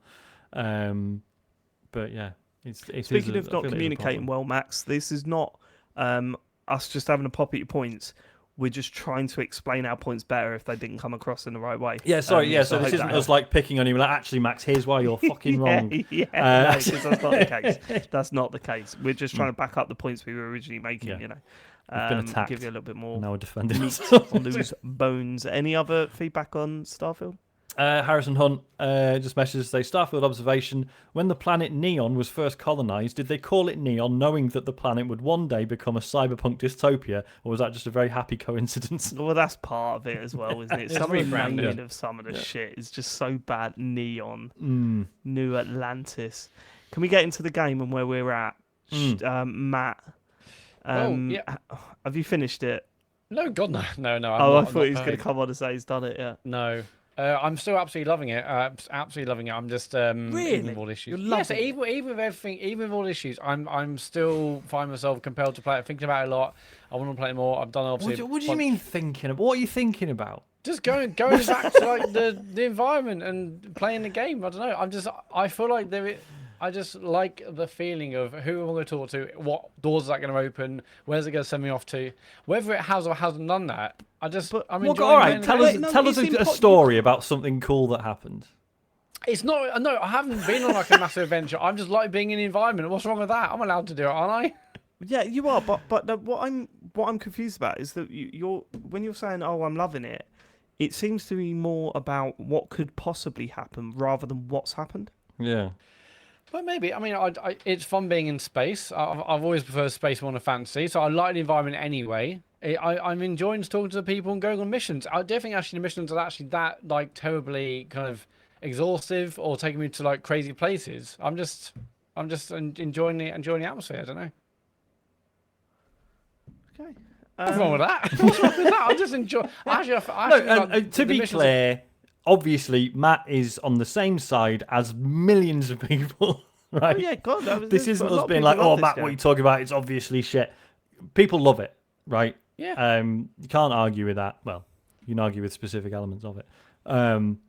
But yeah, clearly it's done really well, and people are genuinely having a wonderful time with it. I have uninstalled it. Oh wow! Oh really? Oh, I knew this because I didn't know you'd uninstalled it, but you told me you looked up the ending. Yes. Oh my So God! that's- Wow, you that's In a last desperate bid to be interested. No, that's never worked. When have you ever read the ending of a that game? kills it and gone, off, well, doesn't it? I'm gonna. No, I'm but see, gonna this get is to that. this is the again. thing. I thought this because I knew people would be like, "Oh, but you have to like experience it yourself." It's a Bethesda game. When have Bethesda ever done gravitas or emotion? I was like, I might as well just fucking read up on it if it's so interesting. When have they ever done gravitas and emotion? Like, Yeah, you're right. The endings have always been a bit shit, haven't they? yeah, To these games. and like The obviously, Fallout 3 ending was shit. the Fallout 3 ending was so shit. Yeah, and the Fallout 4 ending was absolutely appalling. My favourite thing about the Fallout 3 ending was like, oh yeah, you've got to go in this reactor and die, and then you've got a mutant mate who's immune to radiation. You're like, well, why don't you just go and do it? And he's like, no, this is your journey. You should do it. Yeah. You should do it. Yeah. I like sorry, spoilers for Fallout 3. Yeah, the ending. I remember ringing up James at the end of Fallout 4 and him saying, "Why the hell would you ever choose that ending?" And I said to James, "Because I didn't care."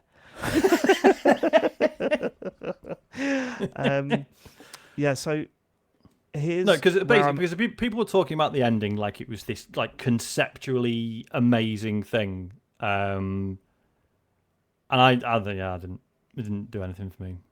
I think it's hard to read something like that and know because you haven't journeyed to that point. Because, okay, but I wasn't enjoying the journey. That's the thing. No, that's fine. Right. I'm not having pop, but I don't think you can take on board or have an opinion on that ending and the choice they made unless you took the journey. Sorry. My point is, it did not make me want to continue. Right, I'm not saying the ending is shit or anything. Right. It just I was hoping it's like a last throw of the dice. Well, hang on, let's see what this ending is that everyone's going nuts over. Maybe that'll pull me back in, and it didn't. But right. Well, I'm now 20 hours into the game. Mm-hmm. I think I know what the twist is at the end. But I'm pretty certain. Well, I want to talk to you about it, but I can't. Obviously. It's really frustrating, but I think the ending is not a surprise if that changes the way you're looking at the ending, Sean. It is pretty much told me what's going to happen already. Right. Okay. I got into it on Wednesday of last week, And I'm going, oh, okay. Firstly, it's given me a decision to make. And I was like, shit, what do I do? What do I do? No, I've got a moral choice here. I'm going to do this. And that had an impact on the game.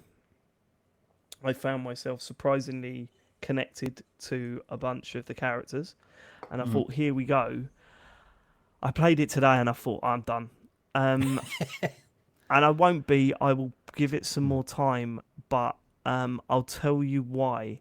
The story is getting better. The story is getting better.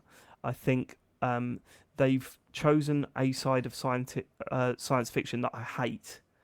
So that's put me off a little bit. However, the way they're doing it is a little bit interesting. So I'm kind of going, okay, I'm on board. I've started to feel for some of the characters and look forward to talking to them. But there are so many frustrations with this game that it's genuinely killing me. I think one of them is there's like stupid shit, right? Like I've been sending you clips, Sean. For some reason, New Atlantis to me, all the characters are just standing still now. None of them are moving. So it's just really weird. You walk, it must be a bug, but you're walking around from that New video Atlantis. you sent, it looks like one. Right, and it doesn't look like that for you, no? No. I mean, they're walking closed around. the game down. I've reopened it. I've gone to New Atlantis. Everyone's just still standing there. Oh, really? That's permanent, right? I thought that was just a one-off, and you No, could have that's That is just going to looks kill like the that. atmosphere somewhat. Yeah, it's I mean, it's never really atmospheric. I was anyway. going to say, what's there to kill? There's so much shit in it that makes me laugh because it goes wrong. Like I had a moment where one of the characters who was my companion for a mission, every time he was speaking during a conversation, he was behind like a box or something, and you could just see like a bit of his head, like, as if he was hiding, like he was scared. I've had something similar to that. Yeah. Then there was another one where that same character, I was having a real interesting meeting with another character, and there was a window, and for some reason that character was standing outside of the window and just like looking over, like looking in, as if to say, "Why have you let? What's he saying?" You know what I mean? So I'm having this real sort of profound conversation, and I just can't take my mind off of Sam, who's like looking over at me and going, "So are you done? Are you fit? What's he saying? What's going on in there?"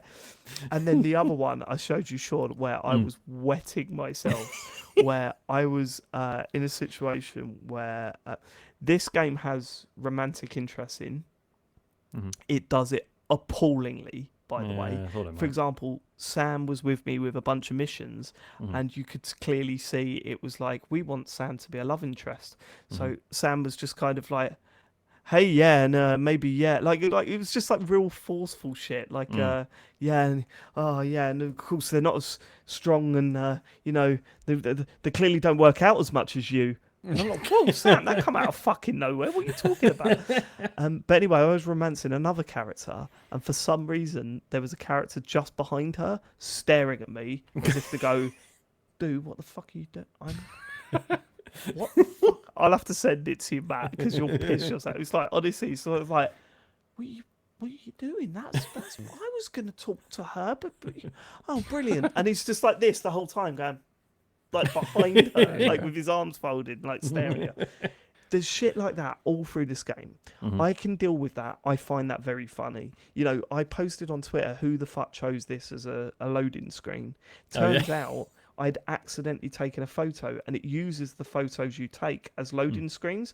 So Which is a great idea. I can't believe I've never seen that done before. Like, it's really, really good. Yeah. But it also means that I've ran around for about an hour taking the worst possible photos I can.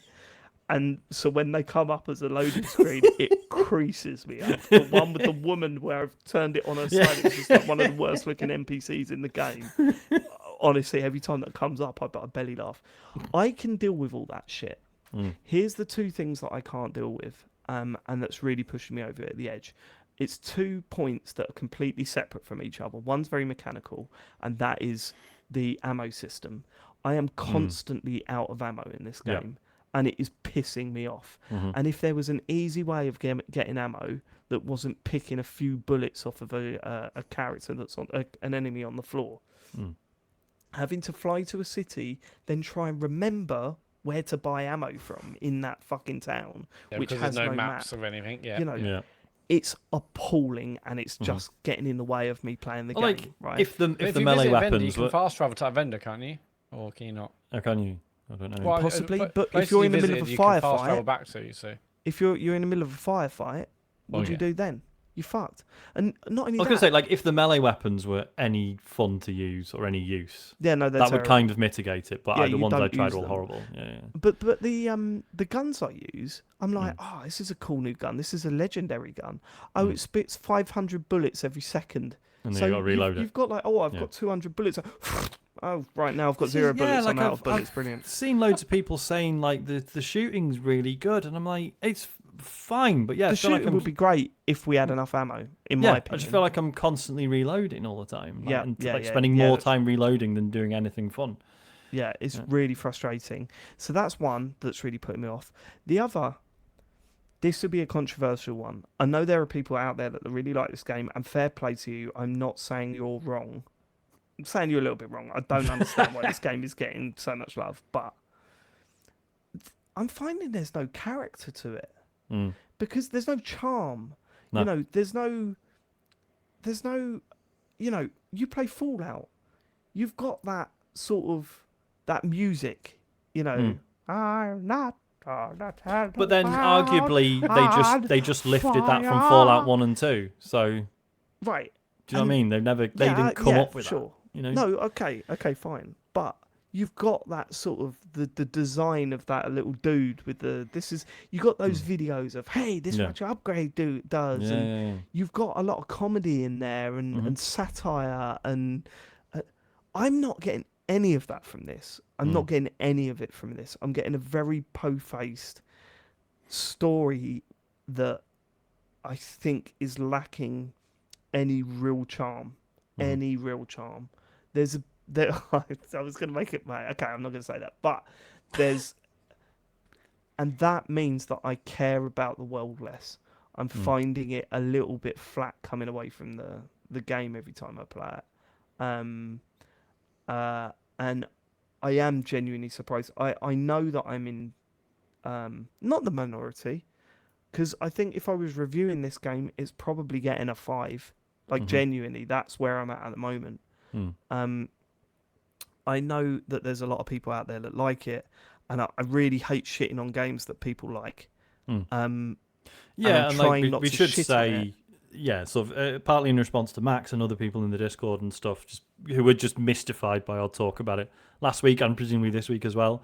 Like, we take zero pleasure in sitting on stuff. I hope that's obvious by now. Yeah, but I'd like to not describe it as shitting on something, because I'm not sitting here going, yeah. But I'm just trying to get across the way I feel when I play it, and I come away from it just going, just feel a bit. There's moments of drama that I like, but the stuff in between is just like everything's so serious and so. It's just like there's nothing that, you know. And people say, well, why don't you walk everywhere? But because whenever I've done that, it's been just boring. Space. Yes. And boring. Yeah. And I'm like, there's nothing. When I say space, it's just like emptiness. Like there's either dust or whatever.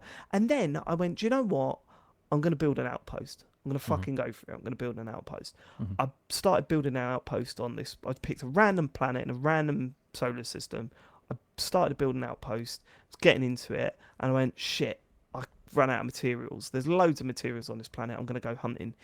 Got some materials, turned around. There was a massive bug behind me. Took my head off, dead. Right? I went back, and all the work that I'd done on that outpost had gone. And I just went, I'm not going to build an outpost anymore. That's it. What happened to it? What? It's just like your materials weren't Just there? the save. It didn't save between me finishing the outpost and going to get materials. So I died and I lost that. There's no auto save. So I was like, I'm not going to do it again then. I should say as well, I don't really like Starfield, but no one's really done this type of game perfectly, right? No Man's Sky, I do really like it, but I don't. Okay. But I have no. I can very quickly run out of interest in the resource stuff, right? Right. Elite Dangerous is probably the closest, but then they added on foot stuff, and it was, I gather, a bit of a disaster, like just full of bugs and stuff. I also find it really hard just traveling anywhere in that game. I always fuck it up. and then you've got Star Citizen, which is ridiculous and still not even entirely sure if it's a proper game at this point. It's still Right, like it's but this incredible experiment. And I would reply with, and I wasn't a fan of the game, but the Outer Wilds. Outer Wilds, yeah, that does exploration, mystery, puzzle, but then that does it. Charm, yeah, but that does it within like this this beautifully intricate sort of clockwork solar system, right? It's not necessarily. I suppose no, you're right. That is the best one, isn't it? Of planets to create mystery and exploration and space because every single planet you do visit, you're just like, what the fuck is happening here? Yeah, like it's none of the planets are memorable to me, And I must admit, I told you I signed up to the Outlaws, the cowboy planet people, the Frontier or whatever. Rangers, I took Sam's in the Freestar Collective, and I walked past a bank with him, and he turned around and went, "There's capitalism in all its glory," and I thought, I'm gonna leave that lot as quickly as I possibly. I did a mission with Shut hey, up. do you want to join? It's like, no, I don't want to join you. The cops? Absolutely no way. Why would I want to do that? I did that mission with a bank, but I just went in and talked. You're totally right. Like Sean and Dave, we mentioned earlier about you go up to the bank was being taken over. People inside. In the bank vault, and the chief. The police chief or the Freestar Collective said you'll never get to talk to them. You'll never get inside. And I just did like 2 persuasions. They're like, oh yeah, I guess we will back down. Actually, yeah, to come in. And there wasn't a single gun fired. The thing that killed me with that, and that it was very anti-Bethesda, was I did the first persuasion thing, got through that. Then I thought, do you know what? I'm going to go back and tell, give an update to the guy. And then I'll come back and then do the rest of it, So I went over to talk to it, and it come up, you failed to convince the people to do this. And I was like, hold on. Why would you leave the conversation midway through to update the police Because chief? that's what you can do in Bethesda games. I've done. That's Bethesda games. You're supposed to be able to do things the way that you want to do them.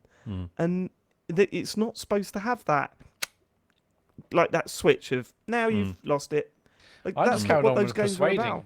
I treated like negotiating with hostage takers. Right, I that's wasn't fine. gonna leave But then the that's so buzzer. you're either going down the persuasion thing or not. And that's not what's so good about Bethesda games, because there was always 4 or 5 hidden options that I could turn around and go, well, actually, I did it this way. And you'd go, holy fuck, I didn't even think that was possible. And it felt like that was the perfect instance of, no, there was you either convinced them or you didn't, which means you either went in there and shot a lot of people or you didn't. There was no when I went up to other the way building, of it mentioned approaching about that. going into stealth mode or being stealthy. Like, okay, this sounds interesting, but then I just did a persuasion thing, and it was over in like 2 conversations, really. Yeah.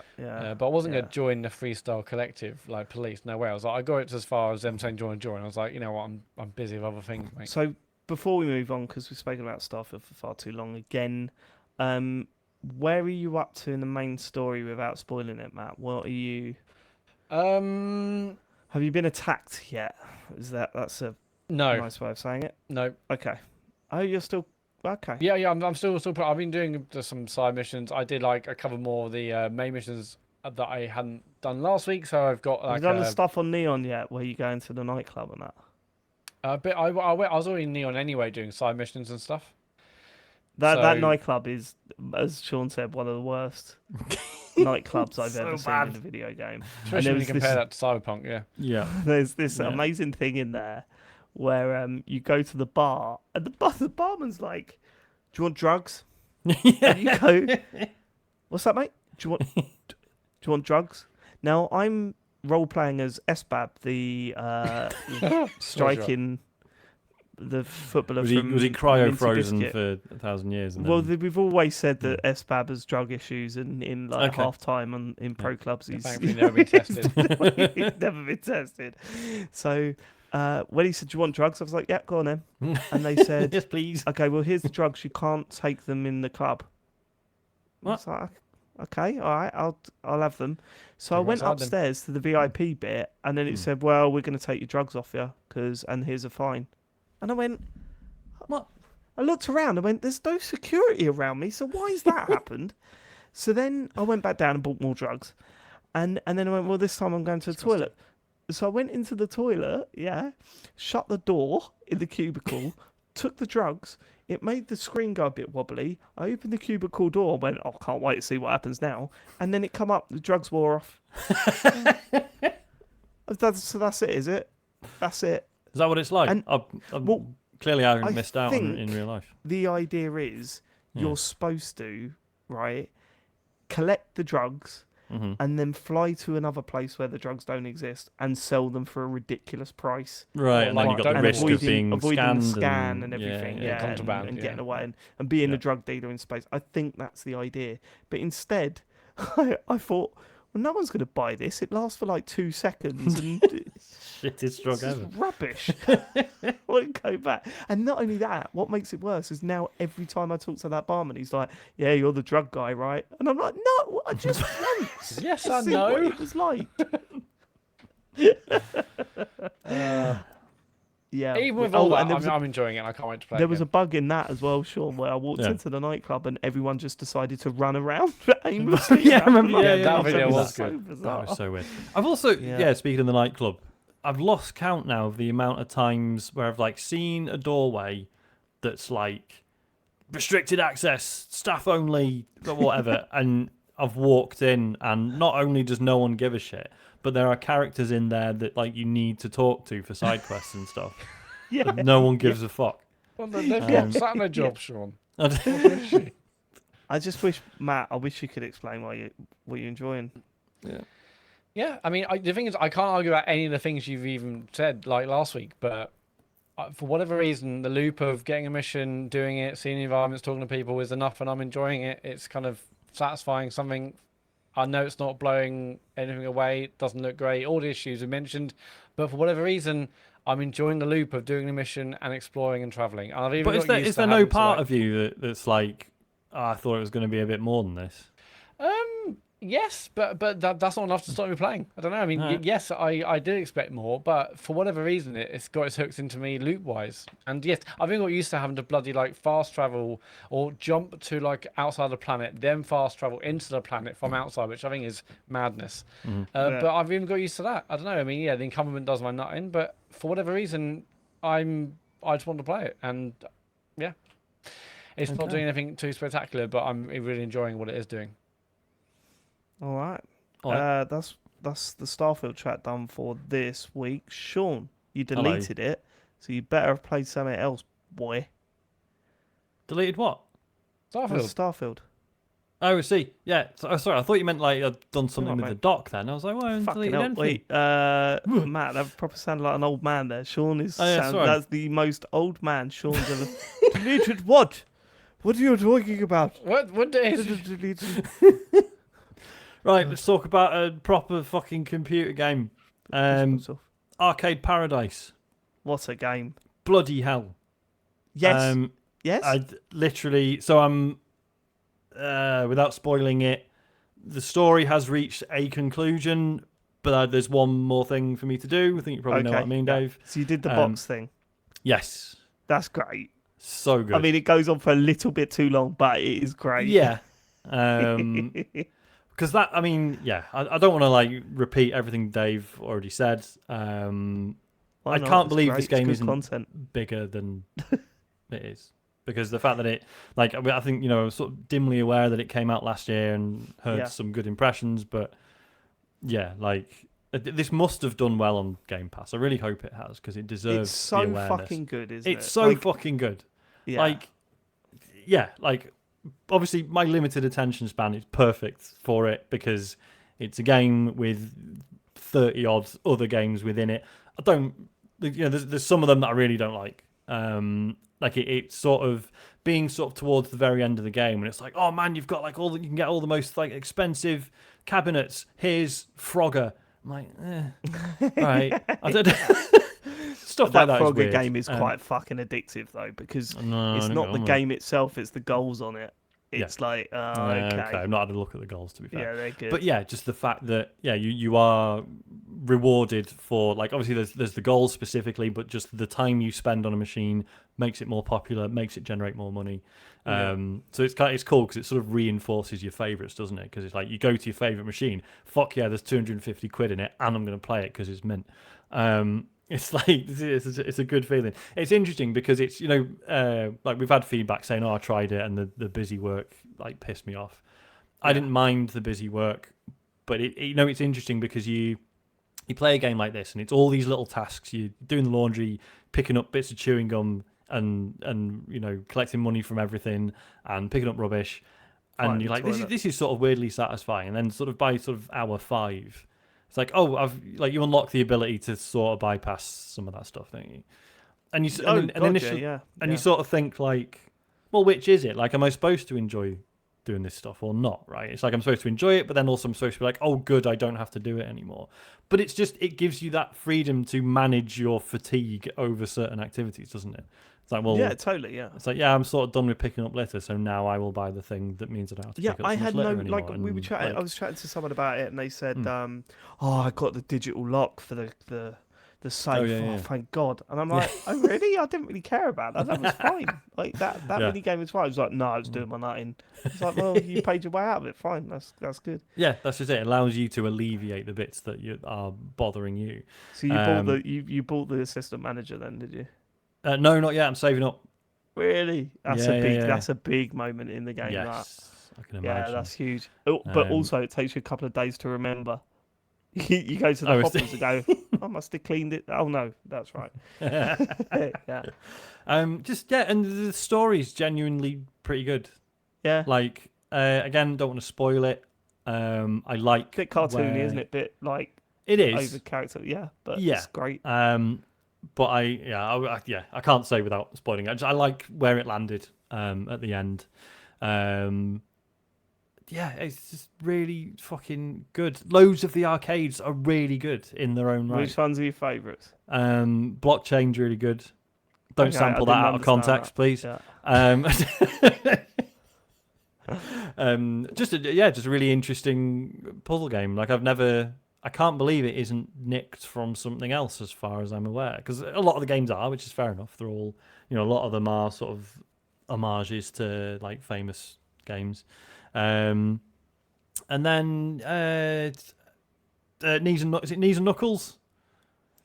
Knees and Knuckles? What, the Street Fighter? Streets of Rage. Streets of Rage thing. Yeah. Yeah, no, I never got into that either. Oh, I fucking love it. That's really funny. I really like that. Yeah, because my favourite was the wood chopper games. They're just really? it was Sam emailing all the time. Oh really? Yeah. They are quite stressful. I really like that stupid match 3 game, even though it's terrible. Like it wasn't very good, but I love it. The Bomberman stuff. I don't know. I love. Isaac loves the Bomberman one. He keeps trying to make me play it. I'm like, we were speaking about what was it? James and I were talking about. Was it Communist from Mars? Oh yeah. Was it Paris destroyed? 7.8 million dead. It's like fucking hell. It's just really clever. Really is it Vostok 2093 or whatever is the shooter? Yeah, it's another good one. Which is like as a shooter, it's not especially sophisticated, but there's just a really nice power curve to it.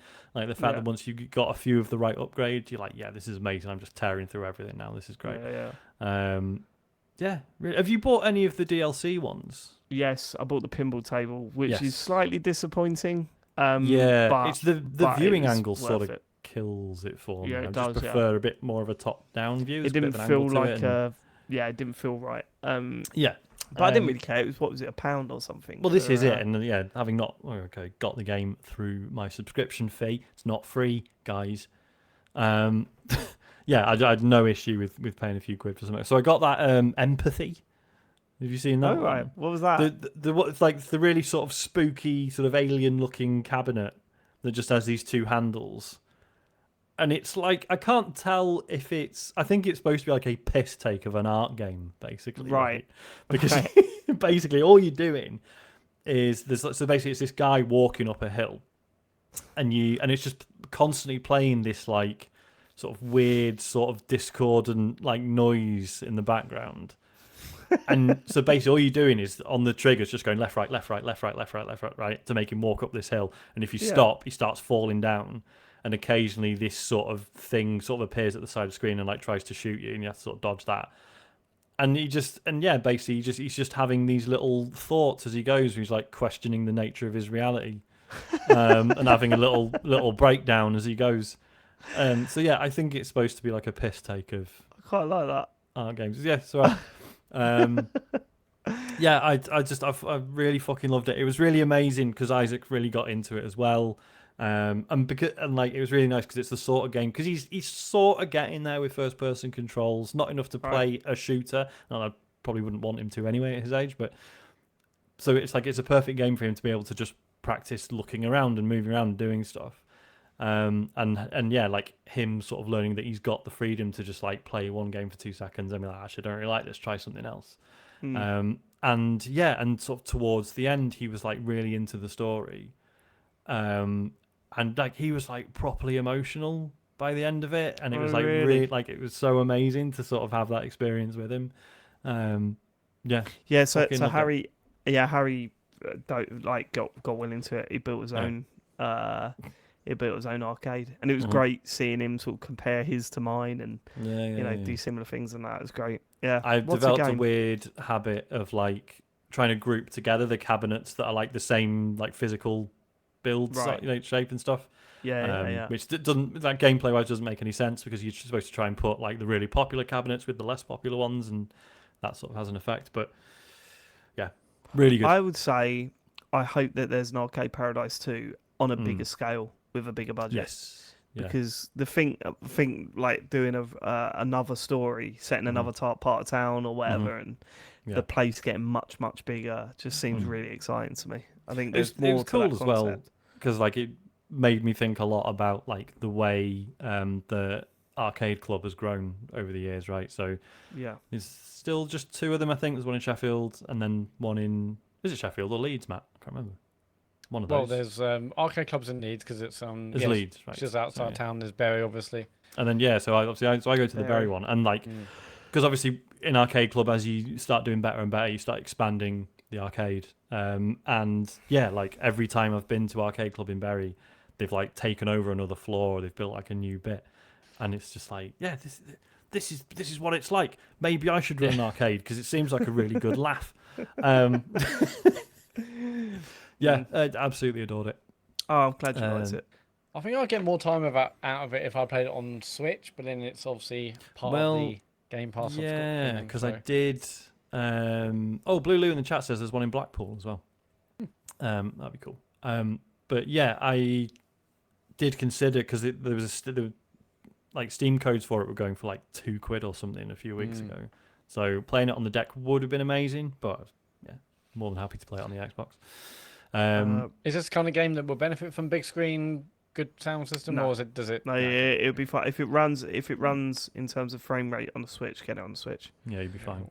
I mean, the music's fucking great, which I know again Dave's already been through. Quick question: genuinely loads of bangers in there. Yeah, obviously Jim Trinker's in it.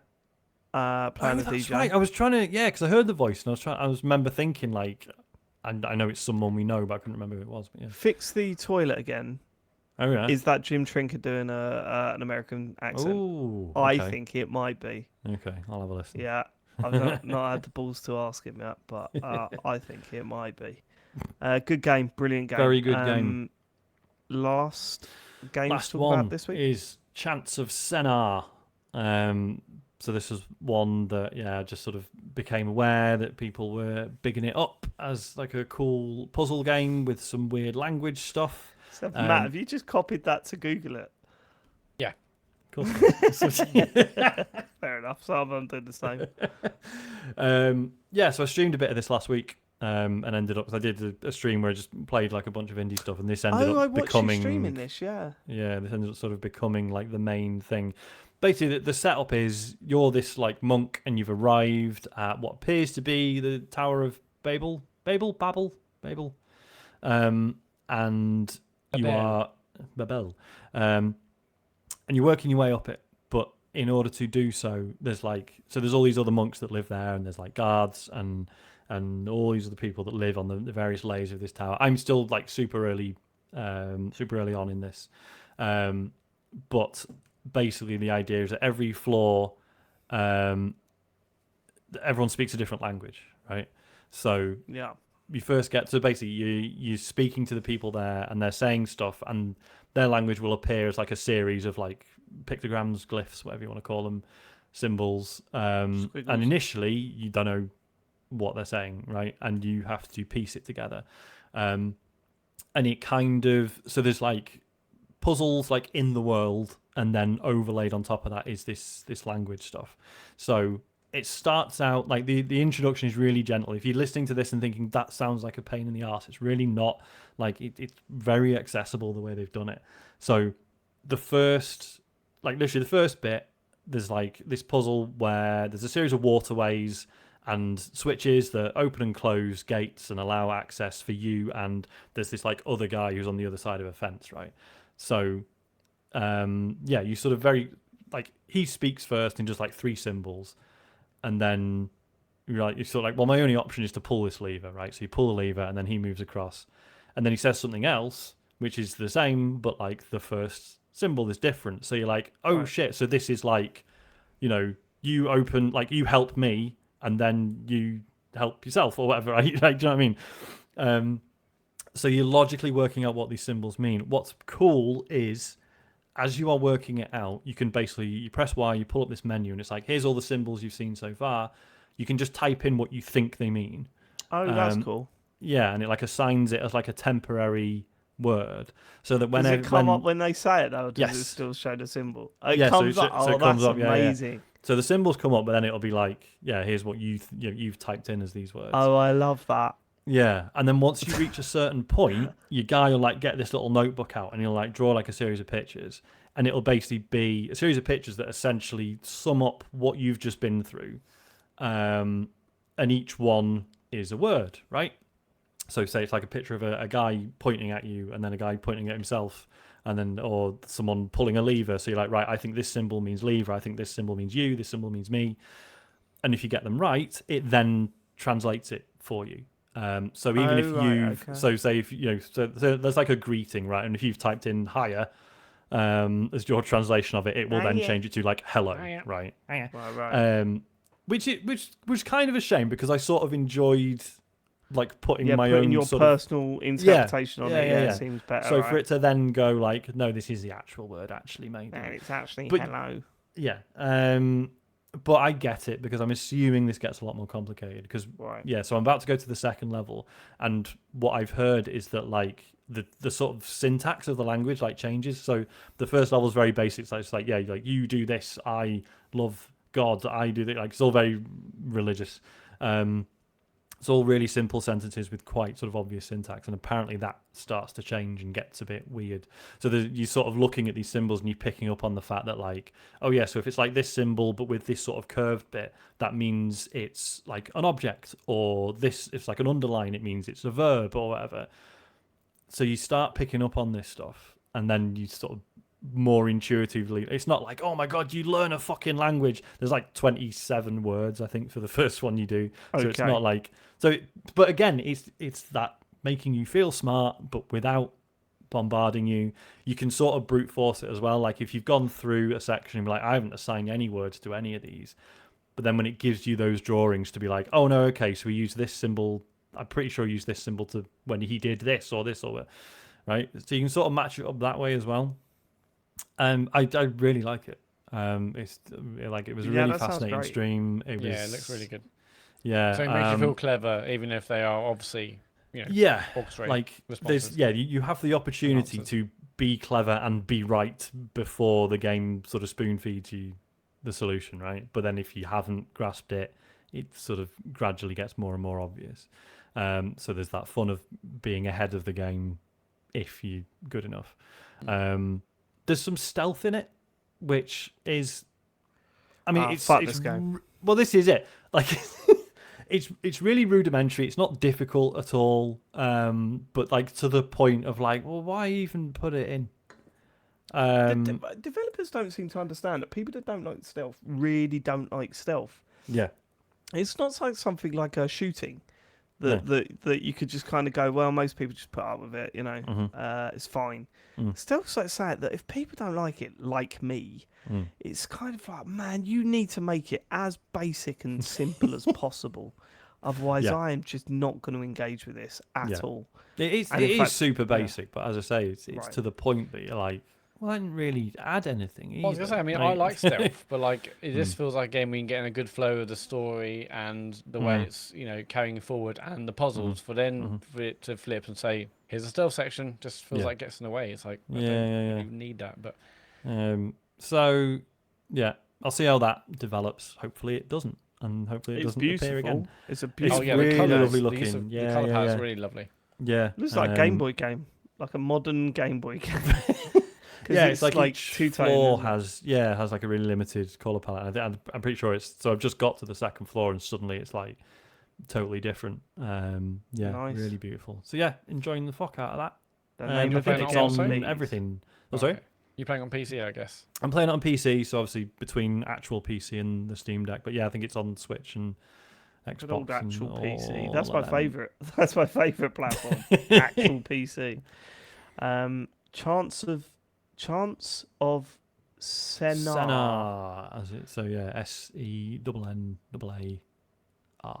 Yep. There we PS4, go. Xbox One, PC, and Switch. Cool. Cool.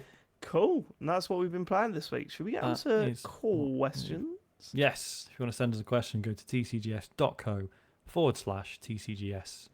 George says, "Hi guys, I found your podcast through your Life is Strange 2 Spoilercast.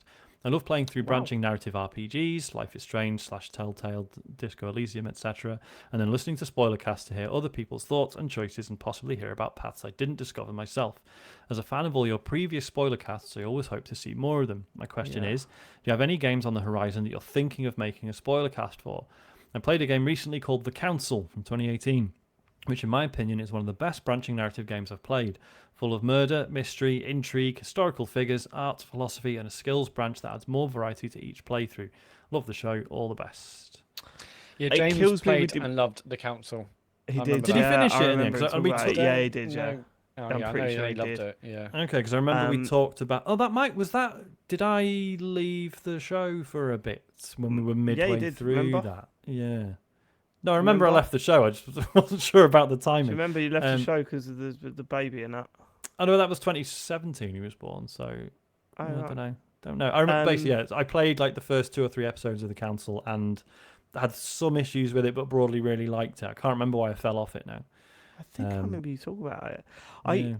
It kills me we didn't do one for As Dusk Falls Yeah, Mm, I know. because Yeah. that was the perfect game to do a When it ended, I was like, Mm. we've got to do one, but it just didn't. Yeah, my biggest problem Never with came that about is then. that it was so incredibly intense that I couldn't stop and take notes. Yeah. You know, Yeah, like 100%. with Life is Strange, there are bits where you're like, okay, fine, Mhm. I can write my notes here while I'm doing this. Mm. But with that game, it was non-stop choices and what a Mm. game that was. Mm. Yeah. I'd love to do like a replay of that with all 4 of us, where we're all making the decisions together, That'd be Yeah. just to see what I happens. can't wait That'd be for really good. them to do more, or the sequel, whatever it's going to come from that. Yeah, I'd love Yeah. to see more. Mm. That game was fucking great, wasn't it? Like Speaking just of more Spoilercasts- like in the exact same style as well. Like Yes. basically don't change anything, just do a new story. Hell yeah. Like, Yeah, more of that Um, for sure. I mean, Um, if you fuckers play it, Baldur's Gate 3, man, is fucking unreal. I am Like- very, very interested in playing that. I'm definitely going to play it. It's just when. Have you seen? They've said that crossplay co-op is coming. Okay. That's a stream. How many players? Up to 4. Look, we all know what it's going to be like. When my portal comes, all I'm going to be doing is playing PlayStation games to try and justify the purchase, right? Yeah. Baldur's Gate 3 is going to be a game that's going to be huge come Game of the Year season. Mm-hmm. I need to have some sort of reference point on that game. So I am fully intending on playing. And then that was it. What was it? Someone sent me an article saying I think, wasn't it you? I can't remember what happened, but there was a conversation. I can't remember if it was in our chat or someone else's chat. And someone said, yeah, but is it going to be as good as the PC version? And then someone posted up an article where it was like, the PS5 version is as good as the PS. It's like max settings. No, so the comment I made was I was saying like, I don't know how the interface is going to look. Right. Because obviously, because it's a 1080p feed shrunk down to a tiny screen, whereas on the deck, you're running it at a lower resolution, so everything's bigger, right? Yeah, I wonder how that But, does. I mean, yeah, who cares? Probably. We'll see. I mean, I need to play it because it's going to be such a big talking point. And I've watched people play it, and I thought that's brilliant. Every time I've watched someone play it, something's happening where I go, that's really funny in the way they're doing that. That's really interesting. It's been fascinating because I'm in Act 3 now, and I'm just very happily watching YouTube clips of like chapters 1 and 2 and like different stuff that could have happened. And it's all just like, what? Oh, fuck, that person can be in your party. What the fuck? Right. Like, just, unreal. I will play that game. Yeah, I'm definitely going to play that. I need to see what the fuss is about. As for Spoilercast, it needs to be the right type of game, and it needs to be very much narrative-driven and very much moral choices, because what I like about those games is finding out what everyone else chose, trying to wrap my head around why they made those decisions, and then seeing the outcome of choices that they made that I didn't. Like, I like that side of it. So trust me, I loved those. Honestly, the Life is Strange spoiler cast, I absolutely loved doing those. Yeah, me and too. I was totally gutted when what is it? Tell me why you did that was not very good, because I was just kind of like, oh man, I needed a little bit more. And you know, What's It was okay. True Colors was okay, but it was I really still, like True Colors, man. it was all right, I but loved there was not as much drama and moral choice going on with that game as there was the others. I remember saying, because we were saying, should we do an episode? But there was a couple of episodes was like, well, that would have been a really short podcast. Yeah. There's not much to talk about there. Yeah. I mean, and again with like The Expanse, like That's another one that would have been pretty good, right? Yeah, and I've enjoyed what I've played of it, but I'm at this point now where I'm like, I'll just wait for all the episodes to be out and then probably have like a big evening on it. So yeah, there's not been that like, holy fuck, have you played episode 3? Have you seen it? Like, it's not really, doesn't really play out. We need like to that. pick a game in advance and work this shit out and do it. But yeah, no, thanks for that. Thanks for thanks for getting in touch, George. I've not thought about those spoiler casts for a while, and I absolutely love doing them. So it would have been great. Well, someone actually asked in the Discord a week or two ago, because they had just finished Last of Us Part 2, and I was like, oh, we did a Last of Us Part 2 spoiler cast. I checked, that was almost 3 hours long. That was a big old spoiler cast. That was a one standalone pod that we did. 2 hours 46 minutes, all talking about the ending and how we felt about Last of Us Part 2. Really? Yeah. Me too. No, the Last of Us. The Last of Us Part 2, yeah. Oh, that's right. We did, didn't we? So yeah, standalone Holy spoiler shit. cast. It's on our YouTube channel. Oh, we had big podcast arguments about the ending, didn't we? feed. Yeah, me, you, and James. Yeah. Yeah. But I just like when someone said, like, "Oh, have you done one?" I was like, "I think we did actually." Oh yeah, shit, we did. And not only that, it's almost 3 hours long. Yeah. That was good. Forgot That was about good that. stuff. Yeah. Always Good like game. doing spoiler casts. I want to do more for sure. Yeah, for sure. Capone Adam says you find yourself with 2 minutes to spend with, and he's put Charles Martinez. I assume you mean Charles Martinet. How do you use those 2 minutes? With Charles Well, I Martinet. don't know Charles Martinez. I'll ask what they do for a living. You know, what's your deal, Charles? Have they got any brothers and sisters? Charles Martinet, I assume you mean. And I would just turn around and say, here's how I'd spend those 2 minutes, genuinely. Are you okay? Are they forcing you into something? Because Blink the twice whole if thing you're in about trouble. you saying, I don't know what my job is, and then suddenly Shigeru Miyamoto is appearing after you in a video where he goes, no, I do know what my job is actually. Yes. Thank you for that, Charles. I love Yes, being an I'm ambassador. Shigeru Miyamoto, and he does know what his job is. Then come back to Charles Martinet. Wahoo! Nintendo logo comes up. You know? That was weird. That was fucking weird, right? That video was fucking weird. I've not seen it. weird. Have you not seen it? No. So, well, what made it weird is two things. One, it was 2 days after he announced that he didn't know what the fucking job was. Yeah, Two, very strange timing. in the video, he says, "No, I'm looking forward to this new role." Then doesn't explain what the job is, and then Shigeru Miyamoto cuts in and goes, "Yeah, no, he's going to be going to expos and that." Like, it was Which, weird. to be That fair, I was think strange. any of us could have guessed. Going to be Right. Jackson now. That was, yeah.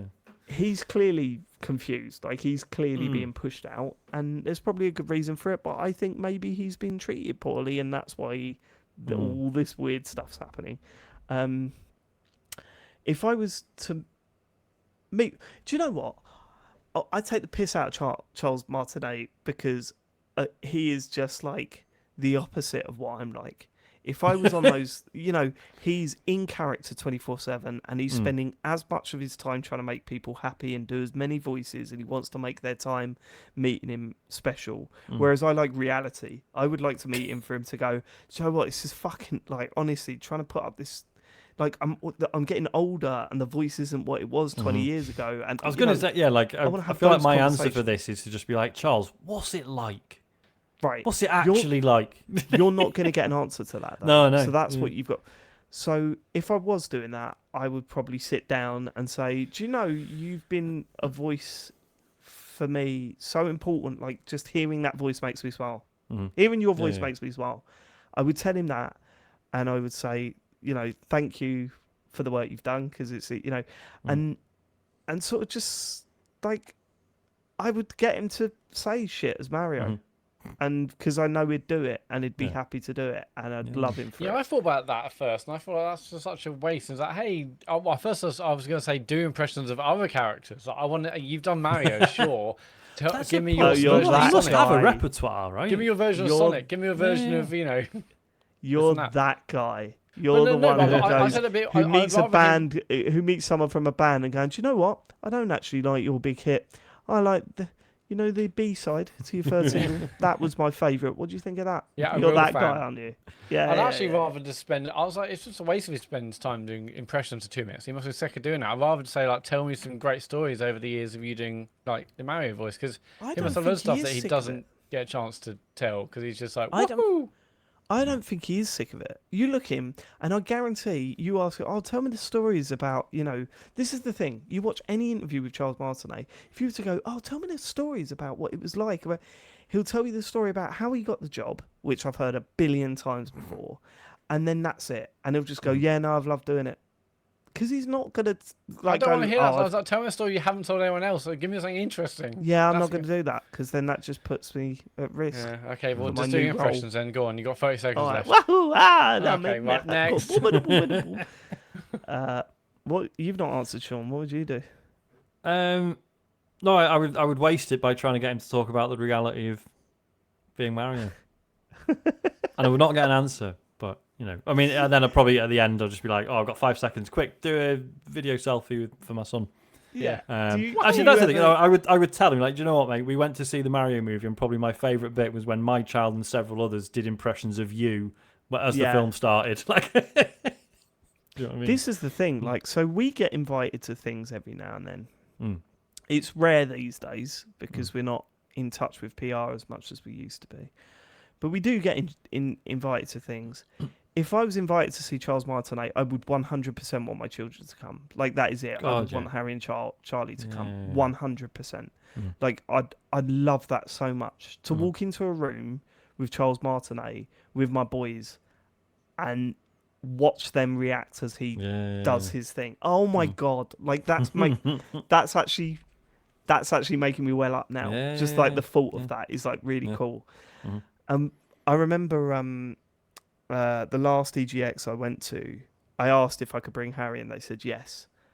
And that is why I would do those things again now. To get, like, when I took Harry and they gave him, what was great is we turned up and it was, I don't want to get her name wrong, Anita, I can't remember her surname. She works in PR, she's looked out for us, in the past. She gave me a press badge and she gave Harry an influencer badge because she knew that he doesn't want to be press, but he knows what an influencer is, you know. Yeah.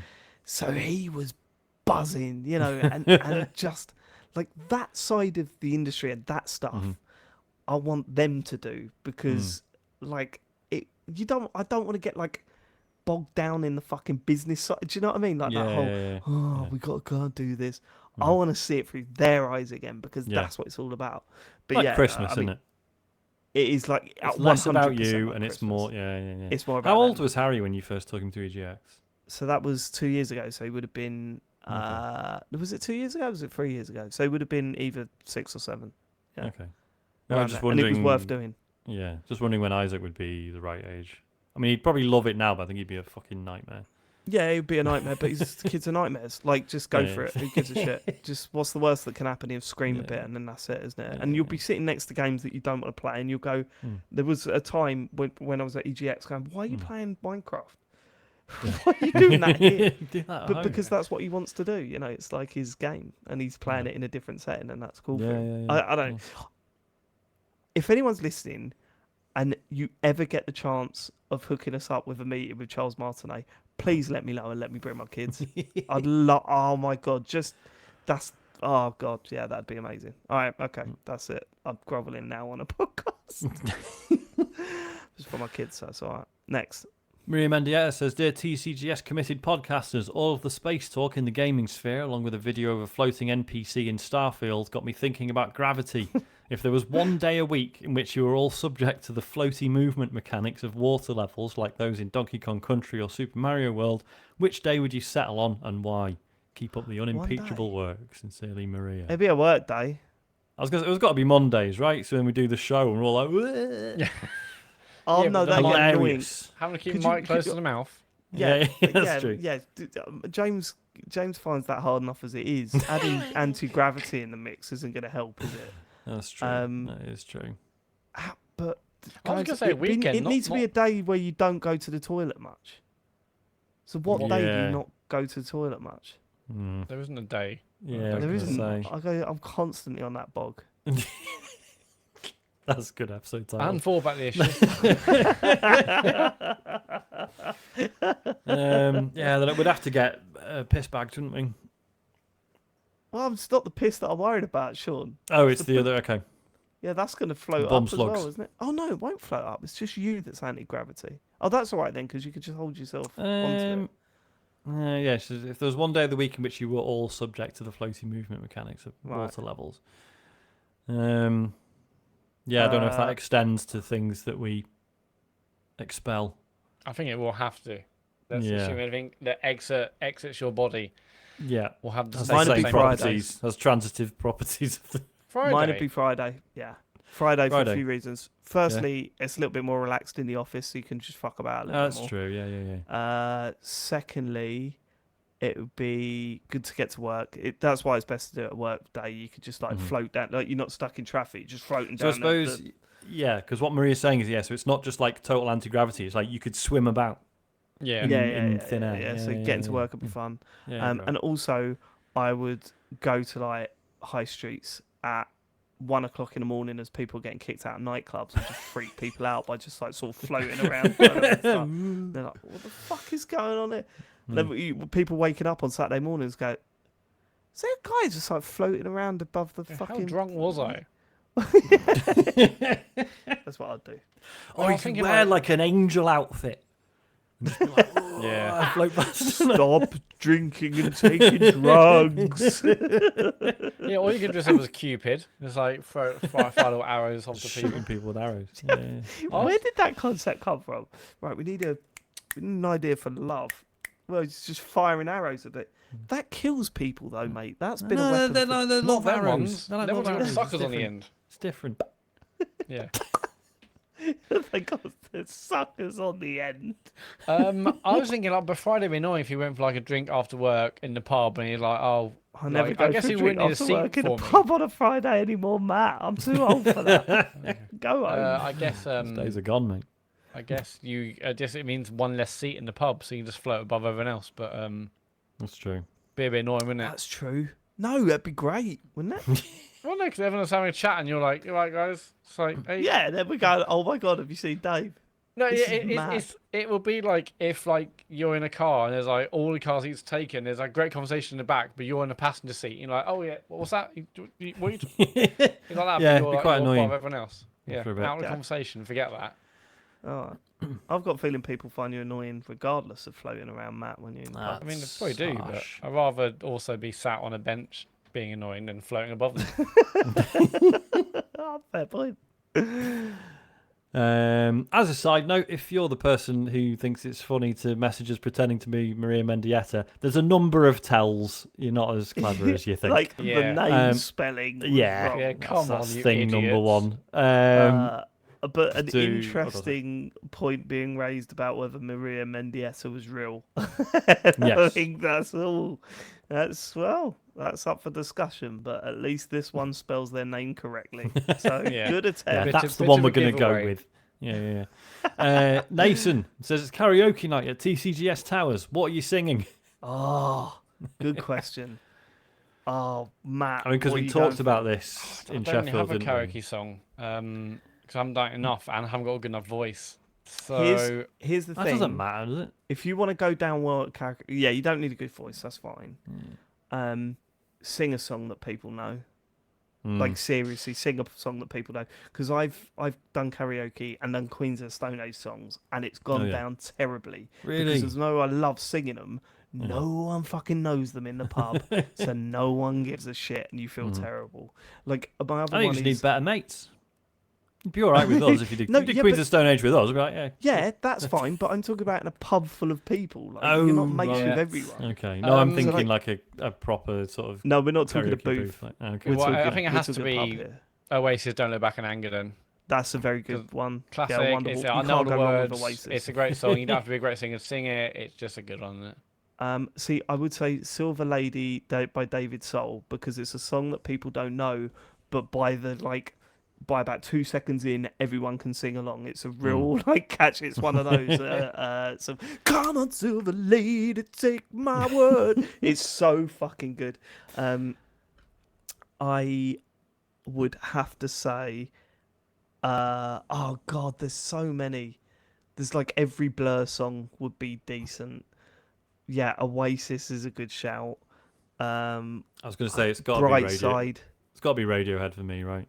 But I don't know which What song though? Well, this is it because I know that the ones I could do confidently would put a bit of a downer on the evening. Yeah, this is the problem. Like No Surprises, I would love to do, but everyone's Yeah. like, yeah, right, it's not. Or I'm trying to have a night just- out, mate. What are you doing? Surprises. Fake Plastic Trees is sort of sad, but then uplifting at the end. Maybe that would work. Just to be is good. a good one. But then just there's quite a sort of long sort of instrumental bit towards the That's end. fine. You which can have you just have a drink then and have a dance. I don't know. don't do either of those things, Matthew. I don't mean alcohol. Water. A Diet Pepsi. I don't know. I Ben in the think chat I saying it have to be Creep. Probably would have to be Right. Creep, Yeah, wouldn't it? but see, yeah, but everyone's. It's not a party song, is it? I'm a weirder. You're in a pub, just going, all right, mate. Fucking Yeah. yeah. You're so different to everyone else. Yeah. Well We're done. not There's a- 14. Leave it. I love that song. There's an arrogance to it, though, isn't there? I'm so strange and I'm so unique. What I love about isn't Creep that sad? is everyone's like, shut up. everyone's like, oh, but it's like the anthem to like teenage self-loathing. It's not the best anthem to teenage self-loathing on that album, and it's a shit album. Like it's not. Wow. Okay. Like it's not a good album. I wish Anyway. I carried on learning a licky boom boom down. I wish I carried on learning because I got the chorus down and I could still do that. But Still time. if I learn the whole song, that's the perfect karaoke song because everyone knows it and no one can sing it. And if you saw someone go up and sing a licky boom boom down perfectly Yeah. in front of the whole, that people will go nuts. People will go nuts. That's probably it. A licky boom boom Probably down. anything by The Darkness would be a good shout. I probably couldn't nail the falsetto though. Yeah. Yeah. Another but it'd good be one. funny to try. Yeah. Yeah, I mean, yeah, Killers, yeah, Bright Side, as you said, Dave. David Bowie. That's one. Get a bit Bowie on. We're just saving that. Elton John. Yeah. No, Spice Michael Girls. Yeah, two become one. That'd be amazing. Yeah, as a duet. Yeah. Get in. Let's do it, man. That's about sex, actually, Sean. It is. I didn't realise that when I was About younger. physically 96. shagging, that song is. I thought it was just Mental. about emotions at the time. Silly me. Just thought it was a great Christmas song. Wham. All right, let's not. How many more? Let's We've not got, name our favourite sweets. we've got 2 more. Wamba. Should we do them both or should we just do one? I'm quite hot and Why tired. did you need to say that bit? He just wanted to make sure it landed because we weren't laughing, Dave. Yeah, like, come on. Wamba. At the wham bar. I love Yo, Wamba. The I'm gonna sweet. take you to a Wamba. Which came Wamba. first, the bar or the band? Exactly. I don't know. It doesn't matter. Come on, next. MD Kraboff says, inspired by James receiving a one-show ban for not wanting to answer my question last week, what was your most unjust punishment? Well, I've told this story a million times. It was when my mum took away my N64 for a month Mhm. because I got the flu. Well, Deserved it. how Deserved it. dare you? Yeah. What did you don't think? know. I think the flu? Did you think the N64 gave you the flu? Was that the? She got the hump with Yeah. me having the flu. She got Yeah. angry with me having the flu Yeah. and said, "You get sick because you play too many video games," Amazing. and took away my N64 for a month. Yep. Good on her. How old were you? When did it 32. come out? I was Was gonna it say N64, 99 so you or must have been 2000? I teens, can right? never Yeah. forget. When did the? You weren't can like never forget. 3 or something. No, I wasn't free. I was in my teens. Yeah. Oh my god, what an awful thing to do to anyone. Like, what the fuck? Yeah, so I lost my N64 for a month because I was ill. Have I Yeah, talked about that's mad. when the restaurant I worked at got broken into and they nicked all the money out of the safe? No? And because I did a Facebook post about it, the management thought that I'd like broadcast to the world that it had happened because they didn't understand how Facebook worked. Right. And they were like, because like this one girl that worked with us was on holiday in Spain, and they're like, even she saw it. And it's like, yeah, it's the internet. It's not like it's not. Doesn't mean everyone in Spain, It's in Spain. knows. Well, how did they punish you though? Sacked. I think I got. Did I get? I think I got like an official warning over it or something. Was he? Yeah, and it's just like, you know, and in hindsight, I should have told them to go fuck themselves. But at the time, you're just like, oh fuck, like, has this actually caused problems? And in hindsight, like, no, like, what the fuck? Anyway, yeah, that was weird. at all. Yeah, That's Matt. great. I can't really. I don't. Can't think of. Matt's got about 8 stories. Look at his face. No, He's got about 8 I stories. honestly He haven't. knows he can't tell I them. wish I had. Unjust. No, I've Yeah, got nothing. sure. Unjust punishment. Yeah. That sounds great. I wish I did. Unjust. I mean, everything's unjust, really. I didn't do You it. don't and I get don't in deserve trouble it. for anything at school that wasn't your fault, or I was very good at Nothing. school. I didn't have a single detention, which I realise now is boring as hell. But didn't You have a single didn't have a detention. single detention. No, not a single one. I don't even. No, didn't. Fucking I know, boffin. yeah. I didn't have you down as a fucking bot. I only didn't had skip one- any lessons. Didn't get a single detention. Nothing. I had didn't one skip a detention. lesson. I did in college, but not in school. No way. What the fuck? Yeah, one See, absolute loser. Yeah. Because I had one detention, and it was like, you know, and it's like, I was already sort of mortified about it, but then obviously, you with a load of kids who are in detention all the time and are like seasoned veterans of being in detention, whereas I'm like, how does this work? What do I do? Where do I go? What do I... And they're all just like, what the fuck's wrong with you? I'm like, well, I've never been in trouble before, so I don't know. So I never had detention, but someone at work When you said walked that, in, was there some people filing their nails, the other one with a toothpick, you Yeah, know, a cigarette. someone and, punching a someone with a jukebox. collar up. Like, Yeah. Yeah, but, when but did that, now do you know what was really weird, right? When I was a kid, if you had your tie up to your nip, like stopping just below your nipples, that was the worst thing you could possibly do. And one day that became the coolest thing to do. And I never understood it. So you would look at, like, we were in the high years and we look at some of the younger ones going, what the fuck is this kid doing with his tie? No, that's the coolest kid in our year. But what's he doing with his tie? That's embarrassing. You don't do that with your tie. But yeah, it was one day they decided, no, the cool thing to do is to have it really short. Made no sense Amazing. to me. No, you didn't have that? Didn't No. have that in yours? No, Okay, not maybe a it was thing. just in Rains Park High School. I Go think on, with sorry, us, what it you was said? the back and forth on how many straps on your rucksack you were supposed to actually wear on your shoulders. Oh, was it? Yeah. Oh, we had and then it duffel went bags by over then. your neck as well. At that point, it's like, Oh whoa, god, shit. yeah, that was Yeah, the thing. everyone's they've gone from like 2 to 1 to then over the chest. Like shit. Didn't you have record bags by then? It was record bags in our school. If you had a maybe. rucksack, you were a nerd. Yeah. All right. Wasn't God, it? high school was shit. Yeah, it was shit, wasn't it? SMW, last one. Says, hi all, I gave up checking Twitter over a year ago now and unfollowed pretty much everything except you guys. Overall, it's been a great move, but I really don't hear much gaming news anymore except from the news hound himself. Cheers, mate. It's referring to me, I imagine.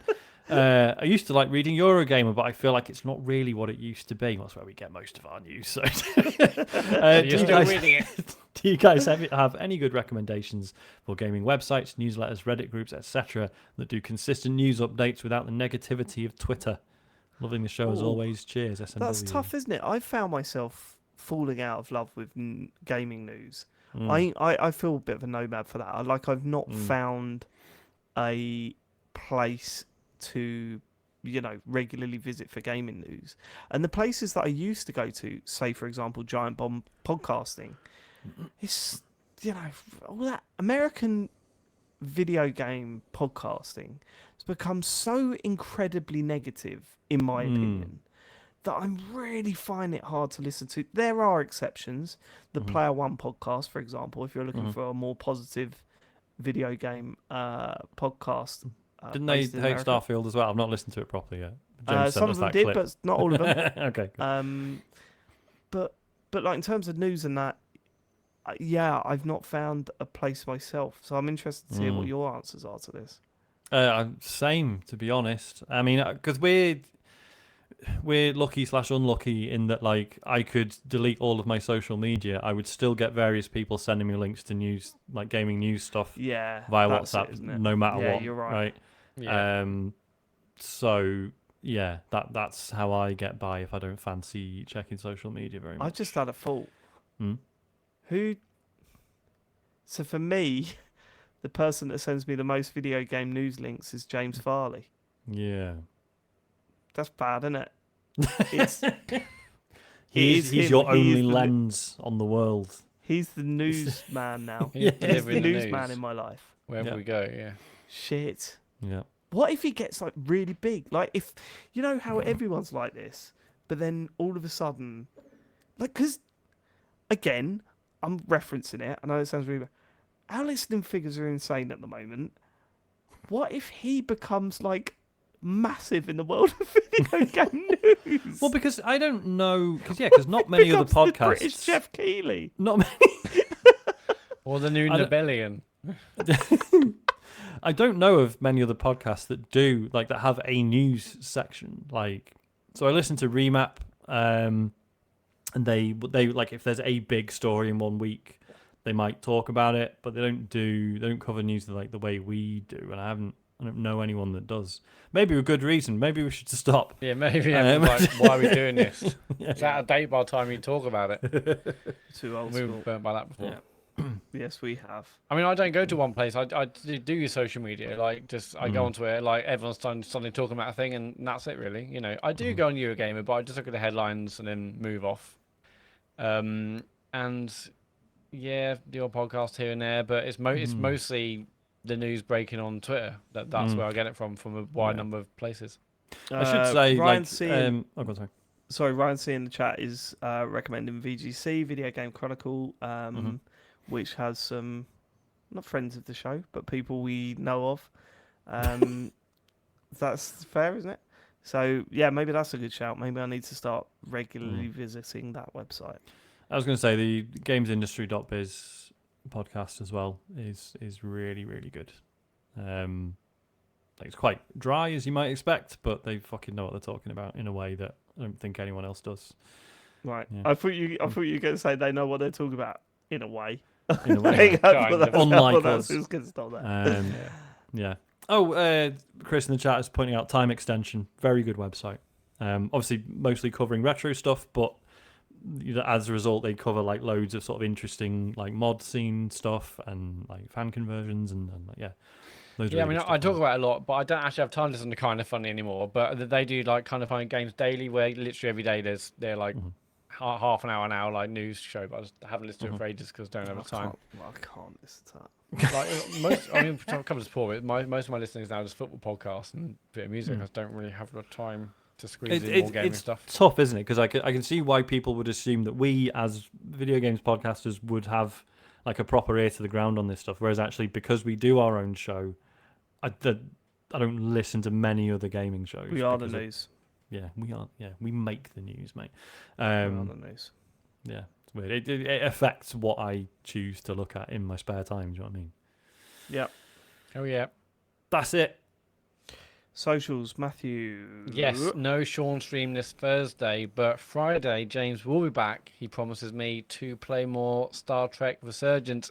If you missed the stream on Friday, please go and check it out. It's on YouTube, as are all our old streams. So search TCGS on YouTube and you'll find our streams. If you want to watch James live, why not connect your Amazon account with your Twitch account? You get something called Twitch Prime Gaming, and you get 1 free sub a month. You can't keep, you can't sell. You have to give it to a channel. Why not give it to our channel? We really appreciate it. It gives us a little bit of extra money to buy our games and talk about on the pod. And the Patreon is patreon.com/TCGS. Monthly Patreon bonus show is out now, where you can hear me reveal to my wife that I may or may not be getting a tattoo. That was an experience. And we'll be doing a video. We're all going to play games, hopefully, on the stream later this month for our video Patreon stream. And the website is tcgs.co with links to our gorgeous Discord community, streams, socials, podcasts, or you name it. I should say, we talked about this briefly before we started. But... I think we're going to say the same thing. Oh, go on. You're going to go and you start. I was just going to say, I would really recommend watching James's stream from last week. And just because, I was saying before the show, just James's brain on Star Trek is amazing. No, that's not what you said. Okay. You said James playing Star Trek really is the best thing, isn't it? That's what you said. And I was like, that's the sweetest thing I've ever heard one of us say about another member of the show. You were gleaming about his Star Trek stream. It's it's genuinely like his enthusiasm for Star Trek is genuinely infectious. Watching that stream, I was like, maybe I should watch all of Deep Space Nine actually. It's really nice. I think you said James Farley on Star Trek is amazing, which again, great name for a podcast. James Farley on Star Trek. All right, we will catch you next week for more video game chit chat. Enjoy your gaming this week, ladies and gentlemen. And thank you. Thanks for living it. Goodbye, everybody. Hang on, I have to click the end button now. Enjoy your gaming. I completely forgot we were running a stream. Bye. Bye.